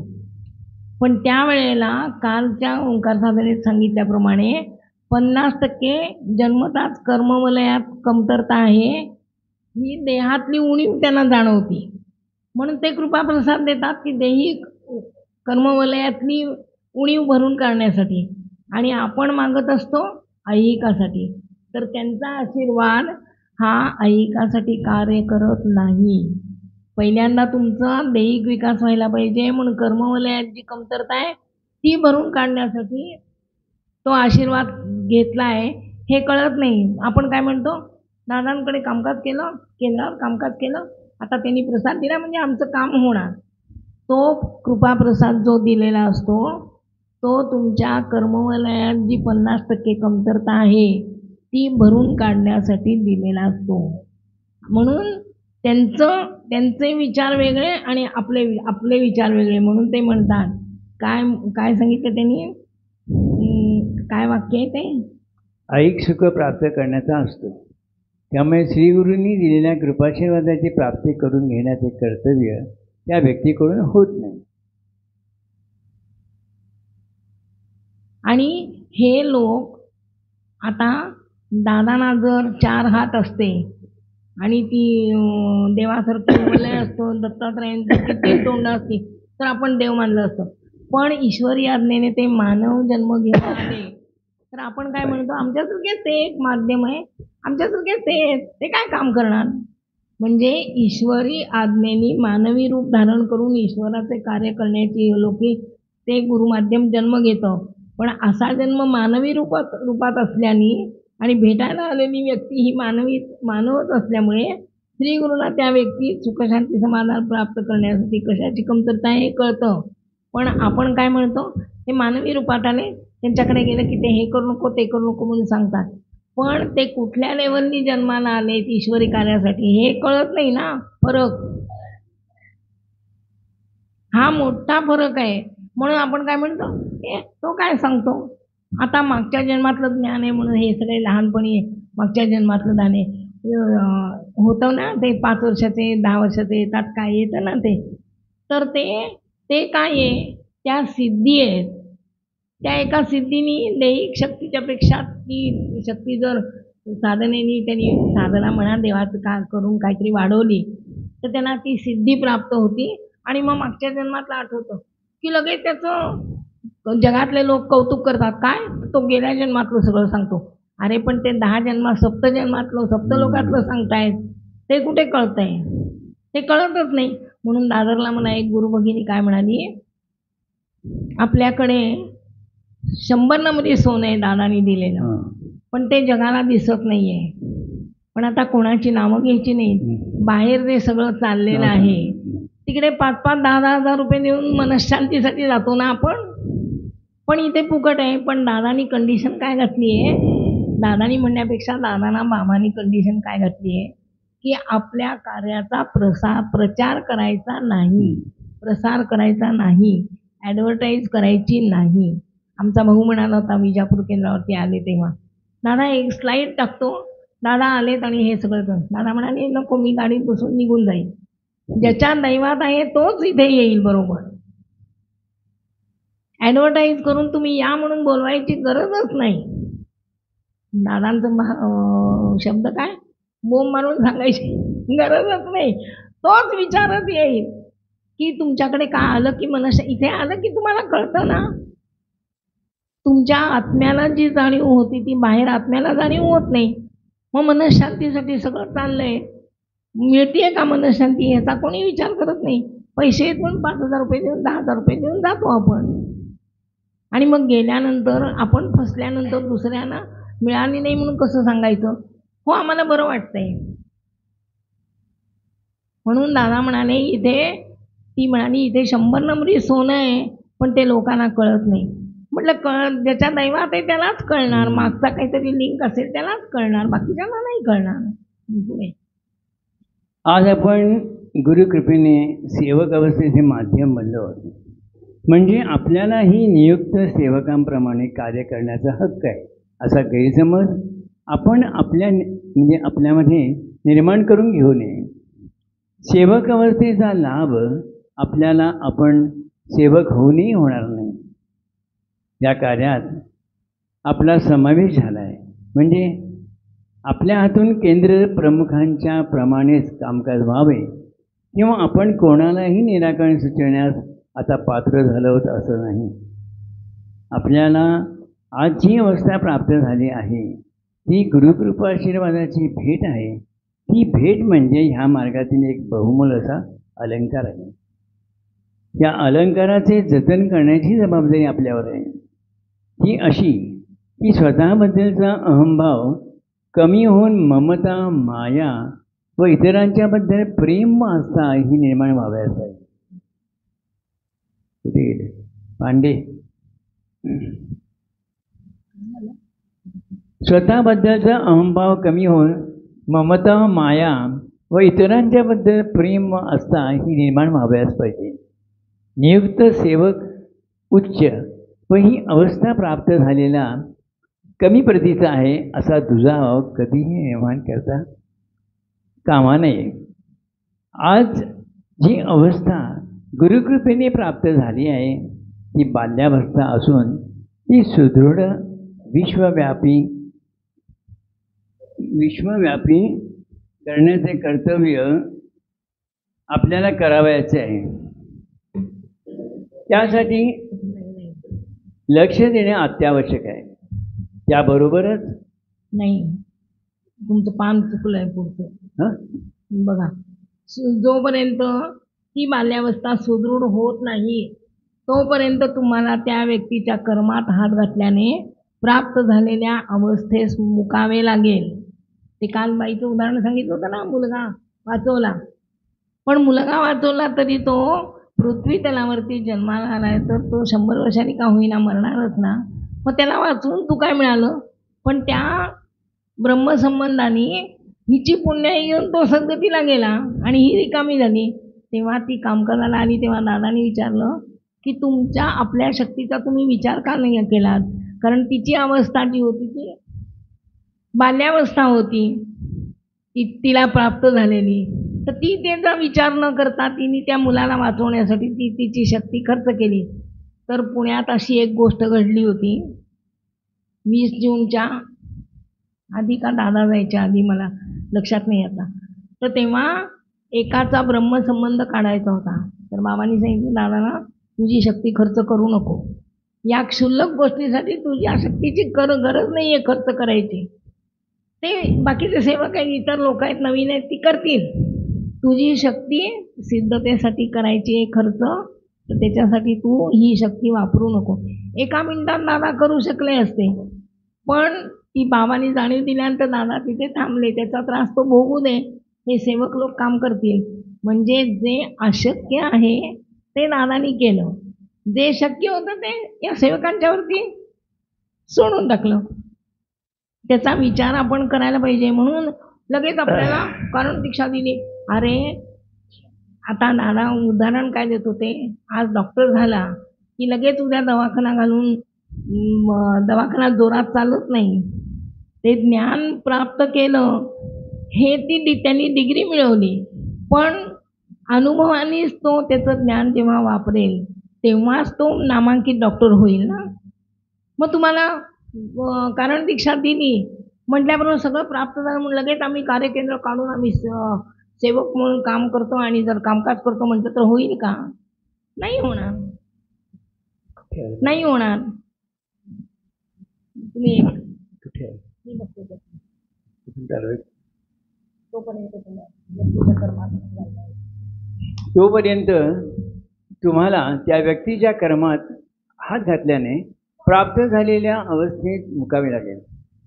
ही जाणीव व दक्षता प्रत्येकाने विचारात घेतली पाहिजे. यापूर्वी तुम्ही जेव्हा प्रथमतः निराकरणार्थ आलात तेव्हा मलाही तुमची प्रतिकूल कर्मे अनुकूल करून देऊन विमोचनादी विधी करावे लागले. हा? आज जी अवस्था आहे तुम्हाला, आज जी अवस्था तो मेला ना प्यारा म्हणून सांगितलं.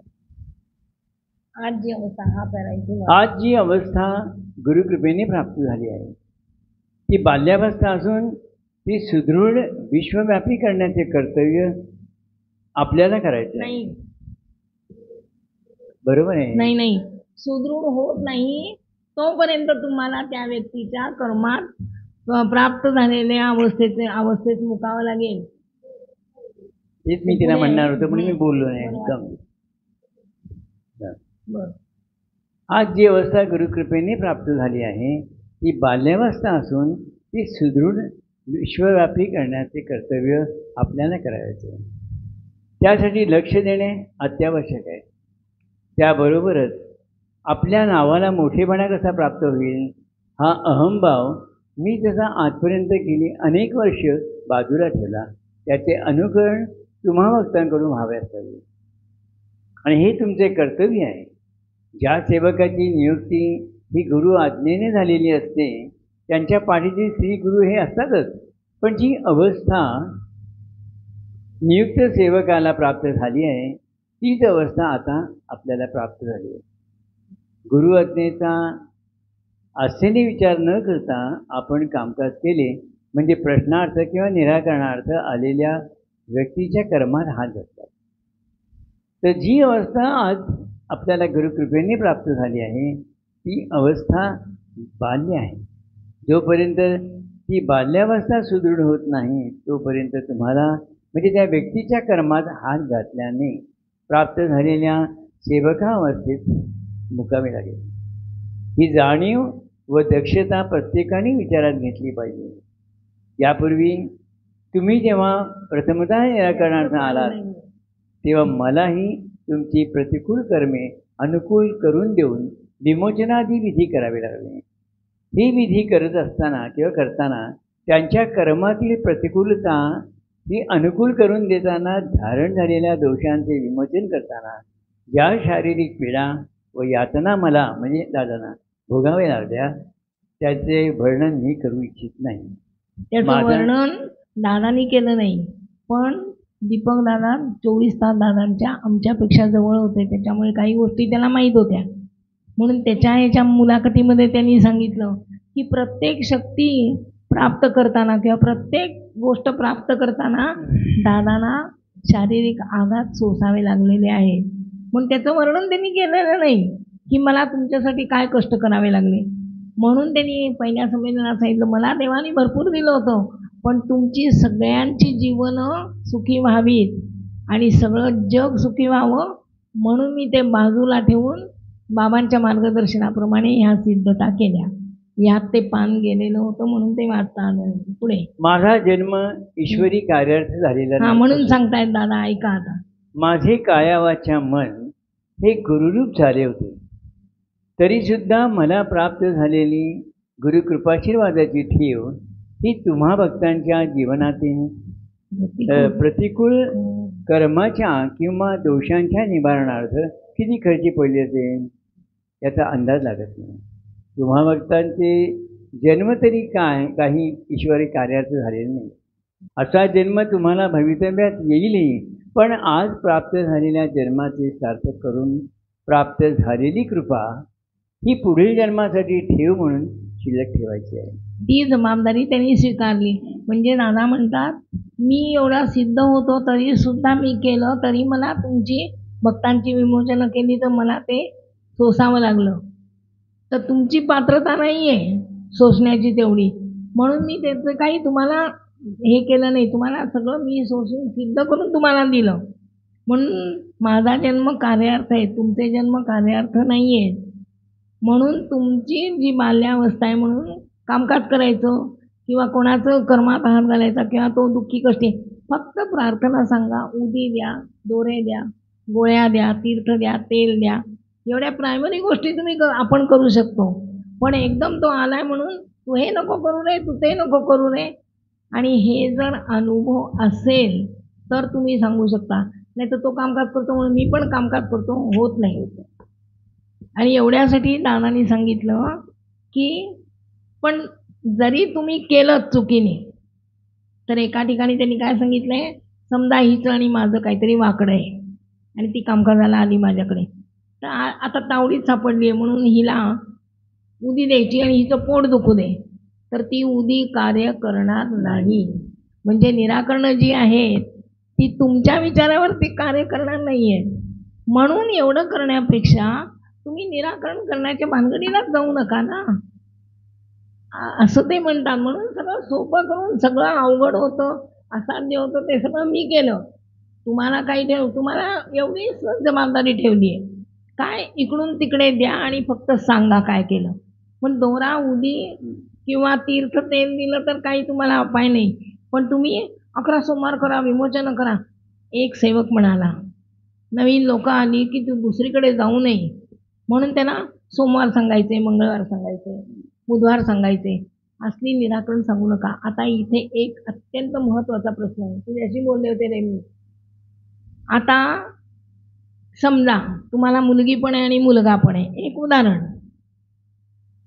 आता मुलगी आहे ती लग्न होऊन सासरी जाणार. हां, नीट विचारात घ्या तुम्ही सेवक लोक, तर पहिल्यांदा विचारात घ्या. मुलगी लग्न होऊन सासरी जाणार,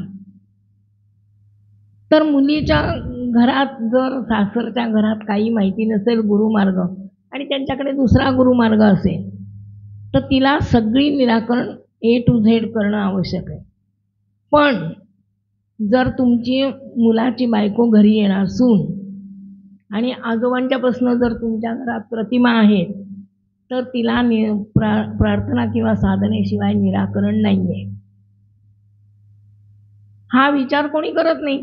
कामकाजाला आलं की निराकरण सांगायचं, असं निराकरण सांगून होत नाही. हा विचार केला पाहिजे, तुमच्या घरात प्रतिमा आहेत का, ही कामकाज करणाऱ्या सेवकाची जबाबदारी आहे.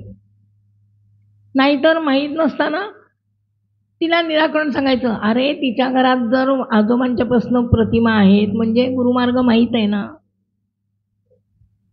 मग तिला निराकरण करण्याची काही आवश्यकताच नाही. तिला फक्त साधना सेवा कर म्हणून सांगायचं. बरोबर आहे का नाही? आणि हा विचार आता ह्याच्या पुढे सेवकांनी विचारात घेतला पाहिजे. माझा अधिकार नाही आहे सेवक ह्याच्याबद्दल बोलायचा, पण जे दादांनी सांगितलं त्याच्यावरनं जर अभ्यास केला तर आता प्रतिमा आहेत तरी सुद्धा प्रतिमा द्यायच्या, प्रतिमा आहेत तरी पहिल्यापासून निराकरण सांगायचं. का तर तो दुसरीकडे जाऊ नये. अरे दुसरीकडे जाऊ नये का यायला पाहिजे हे ते बघतील ना. तो तुमच्याकडे येत नाहीये, तो बाबांच्याकडे येतोय ना. हे तारतम्य आपण ठेवलं पाहिजे. म्हणून याचा अभ्यास व्हायला पाहिजे. पुढे एक मिनिट थांब. दादांची कामकाजाची जी पद्धत अशी आलेल्या अडचणींनी ग्रासलेला भक्त जर प्रथमतः केंद्रावर आला तर त्याला लगेच कामकाज त्याचं करत नव्हते. तुम्ही आधी आरतीला या, हां थोडी दिवस आरतीला की 1 महिना 6 महिना झाल्यानंतर, का ते विचाराची जी बैठक आहे त्याला सवय व्हायला पाहिजे. बाहेर तो हिंडून आलेला असतो, आलं की लगेच त्याला प्रतिमा द्यावं असं नाही. एवढं मला सांगायचं. समाजात नावारूपाला यावे अशा लोभामुळे, बरोबर आहे ना,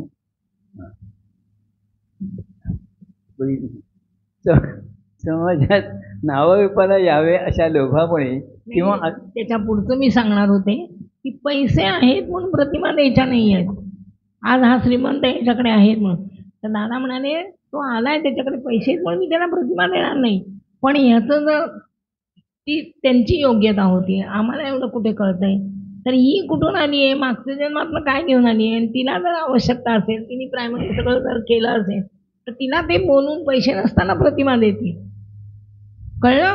पण ते आपल्याला कळत नाही म्हणून त्यांनी आपल्याला काय सांगितलं की थोडे दिवस आरतीने येऊ दे, थोडे दिवस हे नाही येऊ दे, मग तुम्ही प्रतिमा द्या.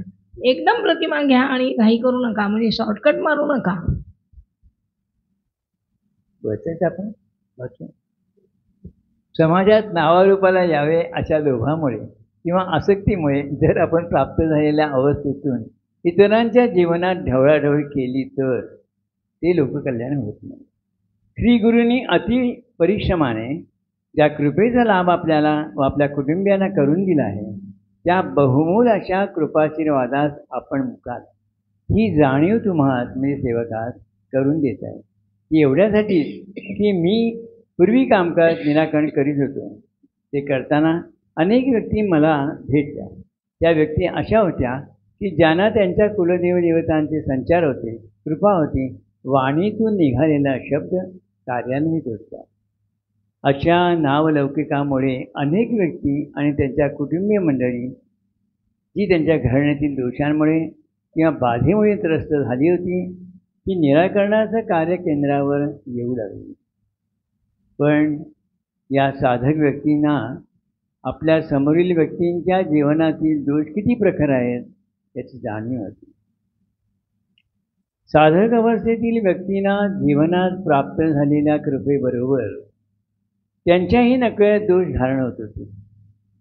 पुढे त्या व्यक्तीच्या वाणीतून उच्चारलेला शब्द हा इतरांचे कल्याण करण्यास असमर्थ झाला आणि त्याचबरोबर त्यांच्या कौटुंबिक जीवनातील सुखशांती समाधानासह त्या कुटुंबियांना मुकावे लागले.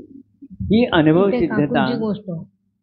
इथे एकदा दादानी काय केलं म्हणजे हे सेवकांना सांगितलं, पण हे दादानी स्वतः अनुभव आल्यानंतर सांगितलं. तर दादा एकदा कामकाज करून आले आणि धोतर बदललं आणि दादरच्या त्या जिथे उतरत होते त्या काकू होत्या, त्यांना सांगितलं आज माझं धोतर तुम्ही धुवू नका. हां, तर त्या दादा दमून येतात म्हणून ते धोतर धुवून वाळू घातलं. आजारी पडल्या. तर दादा म्हणाले मी ज्यांचं निराकरण करून येतो त्यांचं कर्म काय लेवलला आहे ते माहिती नाही, ते तुम्हाला पेलत नाही, म्हणून मी सांगतो मी धोतर धुतो. आणि त्या आजारी पडल्या. तर दादानी पहिला प्रश्न काय विचारला आल्यानंतर तापाने फणफणून अंथरूण घालून झोपल्या. डॉक्टरचं औषध दिलं तरी काही कमी झालं नाही म्हटल्यानंतर दादानी विचारलं धोतर धुतलं का तुम्ही? म्हणजे निराकरण करून आल्यानंतर तुम्हाला सेवकांना धोतर पाण्यात घालून तरी ठेवा, नाही तर धुवून ठेवा, आंघोळ करा म्हणून सांगितलेलं आहे.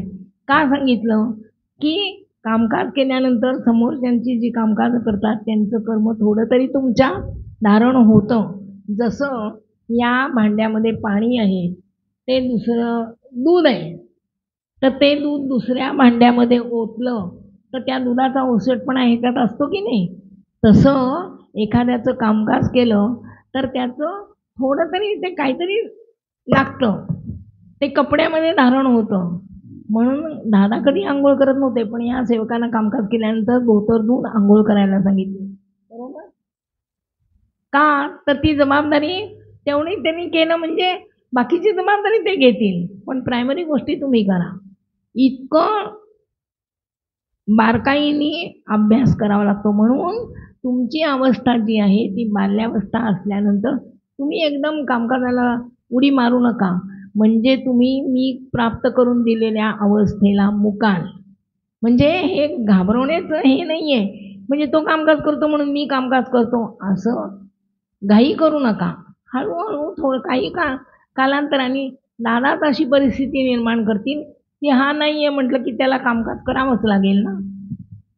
आता हा बसतोय ना, उदाहरण घेतो, पहिल्यांदा तो कामकाज करत नव्हता, आता कोण नाही म्हटल्यानंतर त्याला कामकाजाला बसावं लागतं. म्हणजे त्यांनी जी काय साधना केली, त्यांनी जी काय सेवा केली ती त्याला धारण झाल्यानंतर तो तेवढा केपेबल झाल्यानंतरच दादानी कामकाजाला बसवलं ना त्याला. हा अभ्यास करायचा आहे आपल्याला. कामकाज करायचं आहे, त्याच्याबद्दल काही नाही. इमर्जन्सी आलं तर कोणीही सांगू शकता तुम्ही ते. म्हणून प्रायमरी गोष्टी उदी द्या त्याला. हा येईपर्यंत तुम्हाला नाही सांगता आलं, उदी द्या, दोरा बांधा, तेल द्या, अभिमंत्रित गोळ्या द्या, ते तुम्ही देऊ शकता. आता रात्रीतनं काय झालं तर दवाखान्यात पोचेपर्यंत आणि दादानी दुसरी पण एक गोष्ट सांगितली होती की म्हणाले कृपाशीर्वाद जरी असला आणि तुम्ही किती सेवा केली तरी तुमचं सत्कर्म जर कमी पडलं तर दवाखान्याच्या दरवाजापर्यंत जाता पोचू शकणार नाही. दरवाजापर्यंत जाता पण उपचार तुम्हाला मिळत नाही, तिथेच तुमचं हे होतं. तेवढं आत ॲडमिट व्हायचं पण सत्कर्म कमी पडतं. हा त्या पेशंटचा प्रश्न, डॉक्टरचा प्रश्न वेगळा आणि पेशंटचा प्रश्न वेगळा. म्हणून त्यांनी सांगितलं की तुम्ही कामकाज करायची घाई करू नका. 1 मिनिट बंद करा. की आपलं माणूस असेल त्याच्यासाठी आपल्याला जावं लागतं, पण आपला माणूस आपल्याला त्रास देणार नाही. पण त्याच्या तिथे गेल्यानंतर बाकीचे कोण उपस्थित आहेत ते मुक्त होण्यासाठी तुमचं माध्यम निवडतात आणि तुमच्या माध्यमातून येतात म्हणून त्रास होतो. तो काय आपल्या माणसासाठी कर्तव्य म्हणून जावंच लागतं. लग्नाला जावं लागतं, ह्याला एक वेळ लग्नाला गेलं नाही तरी चालतं, पण अशा गोष्टीला जावं लागतं. पण म्हणून दादांनी त्याच्यासाठी प्रोटेक्शन काय सांगितलं की जा, पण आल्यानंतर आंघोळ करा आणि जाणव बदला. नुसता हातपाय धुवून चालत नाही. तापच होता अंगात, तापच खूप होता. नाही, ताप होता ही इमर्जन्सी केस झाली. आणखीन दुसरी एक गोष्ट, दादांना जायची वेळ आली अंधेरीला, कोणतरी होता म्हणून ते स्मशानात जायची वेळ आली. तर त्या बायका काय करत होत्या, ते सगळं झाल्यानंतर ते दादांनी उदाहरण सेमिनारमध्ये सांगितलंय, तर म्हणाल्या चाळत होत्या आणि ती रात भांडी घासायला देत होत्या. 1 रुपयाला एक डबाभर राख आणि लोक नेत होते आणि लोक घेत होते. एक बाई कामकाजाला आल्यानंतर ती त्रास व्हायला लागल्यानंतर दादांनी विचारलं भांडी कशाने घासता. ती त्यांची योग्यता होती म्हणून त्यांना असं अंतर्दृष्टी होती म्हणा काय म्हणा. ती म्हणाली मी असं म्हणाली ती राख कुठली माहिती का, तुमच्या नकळत त्या राखेतनं ते लोक मुक्त होण्यासाठी येतात. कशात नाही येतील हे आपण सांगू शकत नाही. म्हणून बाहेर न आल्यानंतर हातपाय धुवा, टाचा धुवा. आल्यानंतर त्याला काय होत आहे म्हणून फॉरेनचे लोक मुक्त का होत नाहीत, का होत नाहीत, का होत नाही. बेसमेंटमध्ये त्यांना हे करतात ना, त्याच्यामुळे तिकडून दीपकची बहीण आली अमेरिकेहून, तर ती 8 दिवस आली तरी दादांना भेटायला आली नाही. दादांनी दीपकला विचारलं का रे मग तुझी बहीण भेटायला आली नाही. नाही तिची तब्येत बरी नाही, तिला संध्याकाळी घेऊन ये. ती आली, ती अशी हळू दादा पोर्चमध्ये बसले, दादा बसले ते पोर्चमध्ये खुर्चीवरती. तर दादाला ती बहीण दिसलीच नाही. ती म्हातारी तिकडे ती एक मेली होती, ती मुक्त व्हायला इंडियात आली तिच्याबरोबर. आणि म्हणून ही इंडियात आली ती आडवी आणि ती म्हाताऱ्यासारखी चालत. दुसऱ्या दिवशी तामण तिला आंघोळ करून तामण बघायला ये म्हणून सांगितलं आणि ती बाई मोकळी करली. म्हणजे भारतभूमी कशी आहे. आणि म्हणून गुरुप्रसादमध्ये त्यांनी सांगितलंय की तुम्ही फॉरेनला गेलात म्हणून देवता फॉरेनला येणार नाही. एक माणूस इथून गेला आणि दादांना लंडनला कामकाजाला भेटला आणि का where is Kolhapur, what is Lakshmi. अरे तू इंडियात जन्माला आलास आणि कोल्हापूर कुठे आणि महालक्ष्मी म्हणजे काय विचारतो. म्हणून त्यांनी सांगितलं की आम्ही फॉरेनला येणार नाही देवदेवता. तुम्हाला काय प्राप्त करायचं असेल तर तुम्हाला इथे यावं लागेल, सेवा करावी लागेल. आणि मग गोष्टी सांगत बसलं तर 2 वाजतील. समाजात नावारूपाला यावे अशा लोभामुळे झालं ना. ही अनुभव सिद्धता आज भक्तांना मुद्दाम निवेदन करण्याचं कारण असं की जी अवस्था आज तुम्हाला प्राप्त झाली आहे ती जर तुम्ही तुमच्या अज्ञानाने गमावून बसलात तर ह्या अवस्थेची पुनश्च प्राप्ती कोणत्या जन्मात आणि केव्हा होईल व त्यासाठी योग्य गुरुमाध्यम मिळेल की नाही हे कोणी सांगू शकणार नाही. यासाठी भक्तांचे या कार्यार्थ आद्य कर्तव्य असं की जी गुरु आज्ञा असेल तेवढेच कार्य कर्तव्य आपण करावे. इतरांच्या कल्याणार्थ आपल्या जीवनाचा सदुपयोग व्हावा अशी जी आपली इच्छा आहे त्यासाठी आपण व आपल्या कुटुंबियांनी नित्याने सकाळी किंवा संध्याकाळी दैनंदिन प्रार्थना म्हणजे हे भगवंता नारायणा म्हणावी. ही प्रार्थना म्हणजे ज्या प्रार्थनेत गेल्या 30 वर्षात गुरुकृपेने मला प्राप्त झालेल्या सर्व सिद्ध साधनांचा समावेश आहे. या प्रार्थनेतून निर्माण होणारे स्पंद वातावरणात उमटले जाऊन लोककल्याणार्थ त्यातील शब्द लहरी विश्वभर प्रवाहित होतील. या उलट नियुक्त सेवकांप्रमाणे निराकरण करणे म्हणजेच कार्य असे जर आपणास वाटत असेल किंवा तसे आपण समजत असाल तर निराकरणार्थ आपल्यासमोर ज्या काही व्यक्ती उपस्थित आहेत तेवढ्याच व्यक्तींना आपल्या प्राप्त झालेल्या कृपेचा लाभ होणार आहे. पण त्याऐवजी जर आपण बरीच प्रमाणे प्रार्थना म्हणाल तर ती प्रार्थना एका व्यक्तीसाठी नसून विश्वातील सर्व मानवांच्या कल्याणार्थ काम करेल. वाणी माध्यमातून आपल्याला प्राप्त झालेला कृपाशीर्वाद आपण प्रार्थनेतून प्रवाहित करावा. ह्या प्रार्थनेतील उद्देश जर कोणी अनुभवायचा असेल म्हणजे कोणालाही तर आपल्या जीवनात जे इष्टमित्र नातेवाईक आहेत प्राप्त जीवनात त्याने अडीअडचणी दुःख तसेच अशांतताही भोगावी लागत आहे. अशा व्यक्तींना निराकरण सूचित न करता त्यांच्या नावाचा उच्चार करून त्या परमेश्वराने सुखशांती समाधान द्यावे म्हणून हे भगवंता नारायण ही जी प्रार्थना 1 आठवडा किंवा 5 आठवडे म्हणावी त्याचा लाभ त्या व्यक्तींना काय झाला याचे अनुमान काढून अनुभवावे. मग तुम्हा भक्तांना परमपूज्य भावाने सुचवलेली जी प्रार्थना किंवा विश्वव्यापक आहे याची प्रार्थना येईल याची प्रचिती येईल. त्या प्रार्थनेत कोणत्याही देवदेवतांचा धर्माचा ज्ञातीबांधवांचा उल्लेख नाही. विश्वातील विश्वबंधुत्वाचा किंवा विश्वबंधुत्व भावाचा हा ठेवा आहे. ज्यांना गुरुकृपाशीर्वादाचा लाभ झाला आहे अशांच्या सिद्धवाणीतून जर हा ठेवा घरोघरी उच्चारला गेला तर त्याचे पडसाद त्रिभुवनात उमटतील. ही प्रार्थना म्हणण्यासाठी पूजा अर्चा व्रतवैकल्य नवसाय असं काही करण्याची गरज नाही. जगातील दुःखी मानवी जीवनाबद्दल आदर व पूज्य भाव मनात असावा. ही प्रार्थना गुरुकृपाशीर्वाद आहे व ती म्हणताना असा भाव जर आपण मनी ठेवलात तर त्या सामर्थ्याने जगातील दुःख कशी निवारण होते हे आपण नक्कीच अनुभवाल. आपण जे काही देवदेवतार्जन व धर्मपरत्वे काही धार्मिक विधी करतो त्यात एक व्यक्तिगत स्वार्थ असतो. इतरांचा कल्याणाचे कर्तव्य त्यातून अनुभवता येत नाही. प्रार्थनेमध्ये आपण आपल्या कुटुंबियांबरोबर व जगातील इतर दुःखी लोकांचाही समावेश करण्याने प्रार्थनेद्वारे प्राप्त झालेला कृपाशीर्वाद इतरांसाठी खर्च होतो. त्याबद्दल सद्गुरूंना धन्यवाद वाटतो व ते आपल्यावर कृपाशीर्वादाचा अधिकच वर्षाव करतात. ही आपल्या नकळत प्राप्त होणारी कृपाशीर्वादाची ठेव आहे. याउलट अनेक काळपर्यंत जपतप साधनाही मार्गाचा अवलंब करूनही आपण कृपावंत होत नाही. तेव्हा त्या मार्गाचा अवलंब करू नये अशी आपणास नम्र विनंती आहे. तुम्हा भक्तांना त्यांच्या कल्याणार्थ व भवितव्यासाठी यापुढे काही नवीन साधने किंवा सिद्ध साधना सूचित करण्याची आता गरज उरली नाही.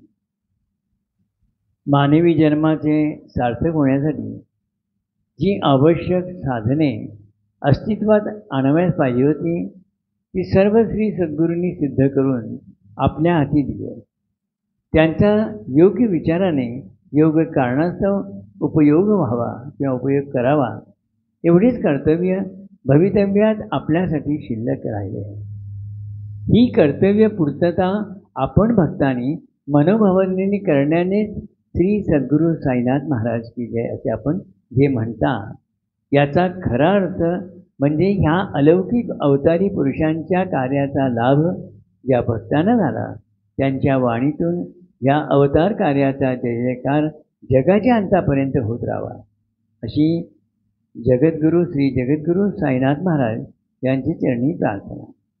दत्तनाथ सुपी पंथाप्रमाणे या अवस्थेची प्राप्ती म्हणजे देहिक आणि आत्मिक अशा दोन शक्तींचे एकरूपत्व होऊन गुरुशक्तीच्या ठिकाणी धारण होते.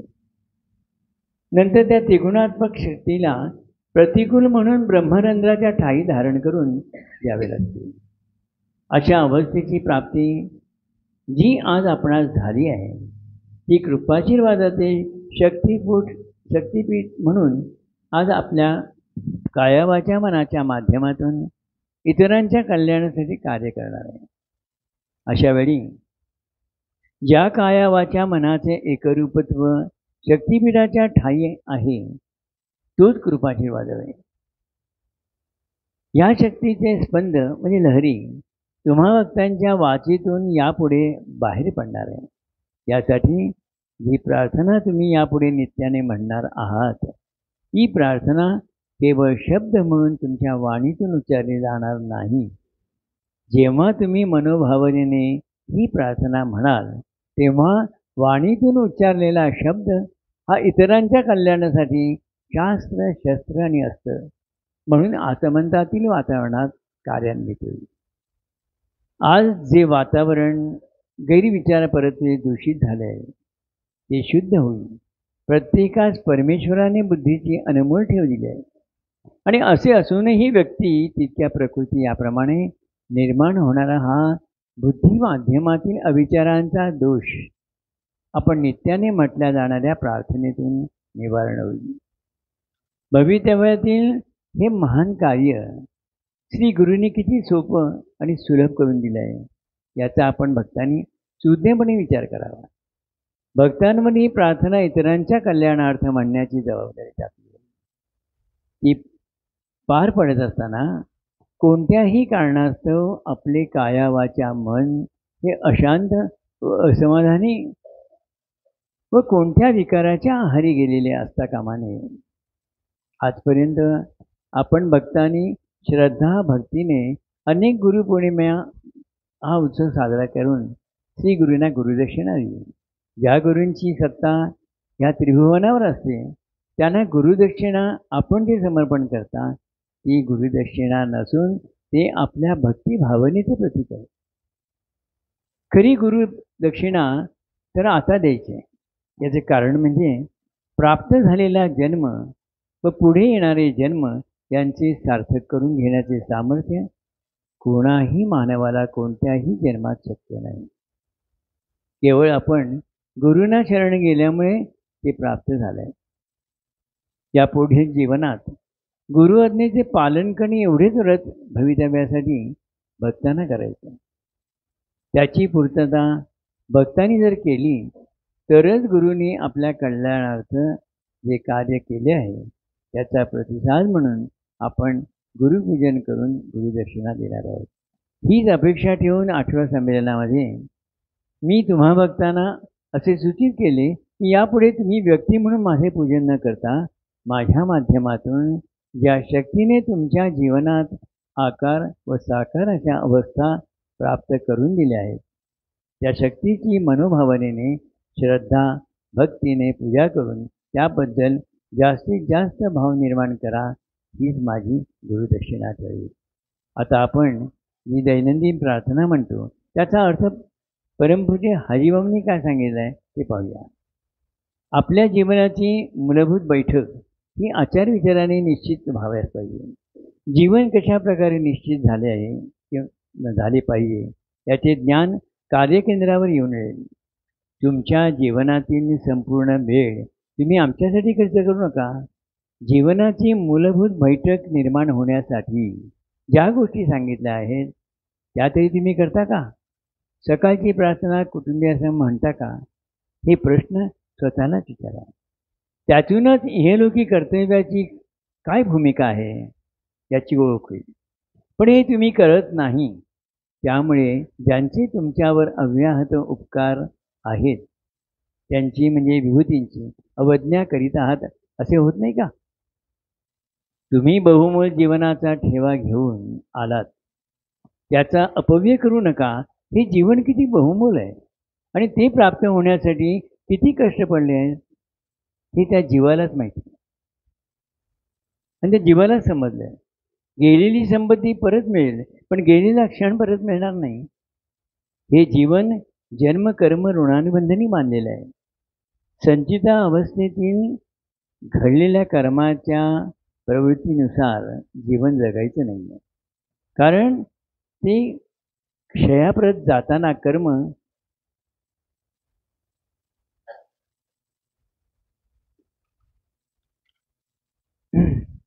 जाताना कर्म तसेच घडणार.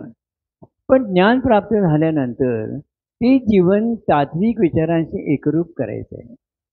आपण प्रार्थनेमध्ये आमच्या कुटुंबाच्या उद्धारार्थ या दिव्य पुण्य विभूती असे जे म्हणतो, म्हणजे कोण?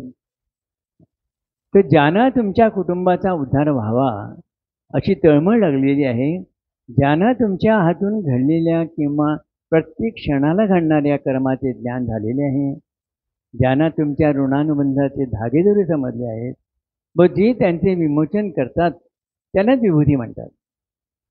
तुमच्या किती जन्मांचा ऋणानुबंध शिल्लक आहे? त्यात मातृपितृ, इतरही जन व देवादिक हे सर्व ऋणानुबंध आले.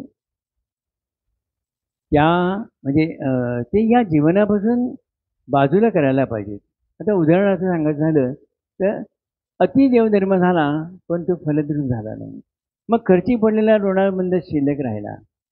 तसंच परंपरेने आलेला पण काही न केलेला कुलाचार हा देवऋणात येतो. ऋणानुबंधातील म्हणजे देणी घेणी असलेल्या असे या संबंधातील व्यवहार जर राहिले तर ते इतरांच्या ऋणानुबंधात येतात. आता ऋणानुबंधाती म्हटल्यानंतर काय, आई वडिलांची काशी यात्रा करण्याची इच्छा असेल पण तुम्ही तिकडे दुर्लक्ष केले असेल तर तो ऋणानुबंध मातृपितृमध्ये येतो. या सर्वांमधून तुम्ही मुक्त कसे होणार? हे सगळे ऋणानुबंध नामस्मरणाने पुरे करायचे.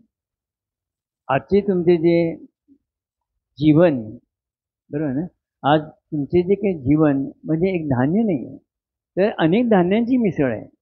मग तुम्हाला समाधान कसे लाभणार? सद्गुरु कृपेने ते वेगवेगळे करून ऋणानुबंध पुरे करायचे. पण तत्पूर्वी तुमचे जीवन पारमार्थिक बैठकीचे झाले आहे का? तर तसे झाले तरच ते शक्य होईल. कार्यकेंद्रावर संकल्प देणार आहेत म्हणून केवळ हजेरी लावून चालणार नाही. त्या विभूतींचे उपकार, बरोबर, विभूतींचे उपकार आपण प्रातःकाळी स्मरले पाहिजे. गाण्याला जोडलेला बैलासाठी कृती नको. ही मुलाखत गुरुवाणी मधली घेतलेली आहे, ती पूर्वीची बाबांनी दादांच्या माध्यमातून घेतलेली आहे. पण आता आपल्याला मॉडिफिकेशन करून दिल्यानंतर आपण फक्त ओंकार साधना करायची, हा फरक आहे. नाहीतर नामस्मरणाने हे ऋणानुबंध पूर्ण होतील असं तेव्हा म्हटलं तर तेव्हा त्यांनी काय सांगितलं, 1 पट दोष असतील तर 5 पट सेवा केली तर ते दोष खाली बसतील. हे त्यावेळेचं होतं, पण तेव्हा सिद्धता व्हायच्या होत्या. पण दादांनी नंतर सगळ्या सिद्धता केल्यानंतर आता तुम्हाला ओंकार साधना दिल्यानंतर आता तुमचे दोष सगळे काढून टाकले, विमोचन केलं. त्याच्यामुळे आता फक्त ओंकार साधना केली तर हे ऋणानुबंध सगळे पूर्ण होतील. काल तुम्हाला सांगितलं आई वडिलांचा ऋणानुबंध असला तर बाकीचे शिल्लक राहतात. आता हे इतक्या बारकाईने कुठे समजतंय आपल्याला, पण तेव्हा सिद्धता व्हायची होती म्हणून दादा नामस्मरण सांगत होते. पण आता सिद्धता पूर्ण झाल्यानंतर आता फक्त ओंकार साधना केली तर ते ऋणानुबंध बाजूला होऊ शकते. या क्षणापासून तरी पुनरावृत्ती न हो असा प्रार्थनेत उच्चार करताना प्रामाणिकपणे स्वतःला जबाब देता का? एखादी गोष्ट काल घडली असेल पण निदान आज ती घडणार नाही याची काळजी घेता का? परस्परांविषयी जिव्हाळ्याचे प्रेम असे उच्चारून प्रत्यक्ष माऊली समोर बसून खोटे बोलता. तो आम्हालाच विचारता की कुठून आले आमच्याकडे एवढे पाचे प्रमाण? हे सर्व असेच खोटे बोलण्यानेच झाले आहे. जिव्हाळ्याने वागता येत नाही, जीवनातील सुख व्यक्त करता येत नाही, अनुभवता येत नाही म्हणून ही प्रार्थना आहे. तुम्ही भरपूर आनंद कसा व्यक्त करता? रात्री झोपताना सर्व कर्तव्य पूर्ण केल्याचा आनंद समाधान मिळतो का? स्वतःच्या पैशाने घड्याळ विकत घेता ती स्वतःच्या भोवती फिरून अचूक वेळ दाखवते. ऑफिसची वेळ झाली, जी ऑफिसची वेळ झाली आहे ही घड्याळाने तुम्हाला दिलेली सूचना असते, म्हणून त्या घड्याळाला धन्यवाद दिले पाहिजे. त्याने तुम्हाला उशीर होऊ नये म्हणून बरोबर वेळ दर्शवलेली असते. काही वेळा ठोके पडतात, त्यामुळे आपल्याला किती वाजले हे घड्याळाकडे न पाहता कळतं. पण आपण म्हणतो 8:30 वाजले, भरली वेळ असा उच्चार करून त्याला एक शिवी देतो. जे घड्याळ आपलं कर्तव्य अचूक बजावत असतं त्याला तुम्ही शिवी द्यायला कमी करत नाही. मग मला किती शिव्या देत असाल? नळाला पाणी आलं नाही, ऑफिसला जाताना बस लवकर मिळाली नाही, अशा क्षुल्लक कारणावरून उद्वेग करायची, चिडचिड करायची, असे वागून तुम्ही प्राप्त झालेल्या जीवनातील पारमार्थिक बैठक नामांकित करता. घरातील सर्वांनी आरतीला न येता एकाला कोणाला तरी प्रतिनिधी म्हणून पाठवायचं. त्याचं कारण काय? परमपूज्य बाबा बोंबलतील म्हणून. माझ्यासाठी म्हणजे परमपूज्य बाबांसाठी हे सर्व चाललंय का? याचा थोडा विचार करा. तुमच्या सबंध कुटुंबाला धर्माचरण करण्याची सवय लागावी म्हणून तळमळीने हे आम्ही करीत असतो. कार्यकेंद्रावर 1 तास आरती असते. तुम्ही कायेने 1 तास येथे बसता, पण मनाने, भावनेने किती वेळ असता याचा विचार कधी केलात का? 1 तासभर बसण्याचा विचार करा तेव्हा कुठे 5 मिनिटं बसता. पण येथे आता तुम्हाला जन्मभर बसायचं आहे ना. परमपूज्य बाबा म्हणतात तुझ्यासाठी स्वतःची आरती करून घेण्याचा संकल्प मी केलेला आहे, पण माझ्याजवळ बैस. तुम्हाला आरतीबद्दल भूक, प्रेम, तळमळ, स्फूर्ती भावना निर्माण झालेली नाही. एक तारे ही अशीच छेडेन असे म्हणता, पण त्या समजता नाही. म्हणून आरती मोठी किंवा खूप वेळ होते असे तुम्हाला वाटते. तुझ्या कृपेचा जवळी निर्झर, याऐवजी तुझ्या कृपेचा जवळी सागर असे म्हणा म्हणून सांगितलं. बाबांच्या कृपेचा सागर तुमच्याजवळ आहे, पण तुम्ही कुठे आहात? प्राप्त जीवनाला वैदिक धर्म मानला गेला आहे. ब्रह्मचर्यात गुरुसान्निध्यात बसून विद्यार्जन करायचं व ज्ञानाची प्राप्ती करून घ्यायची. गृहस्थाश्रमात मातृपितृ, इतरजन आणि देवादिक यांचे ऋणानुबंध पूर्ण करायचे. वानप्रस्थाश्रमात या देहानी वासनेने जी सुख उपभोगली त्या सुखांचा त्याग करून पातक प्रमादांचे विमोचन करण्यासाठी 12 वर्ष तपश्चर्या करायची. आणि शेवटी संन्यासाश्रम, ज्यामुळे पुनश्च जन्मप्राप्तीच्या वेळी त्याचाच ऋणानुबंध घेऊन हा जीव जन्माला यावा. जन्मानंतर 12व्या दिवशी म्हणजेच बारशाच्या दिवशी ठेवलेले नाव बदलणे, शेंडी काढून टाकायची, म्हणजे कासोटा न मारता छाती परिधान करायची. जे ही कार्य सगळीच झाल्यावर जे कार्य करावयाचे ते आपल्याला प्रापंचिक जीवनात आत्ताच करायचे. थांबूया, 1-5 मिनिटं द्यायची. जर पाय मोकळे थोडंच राहील.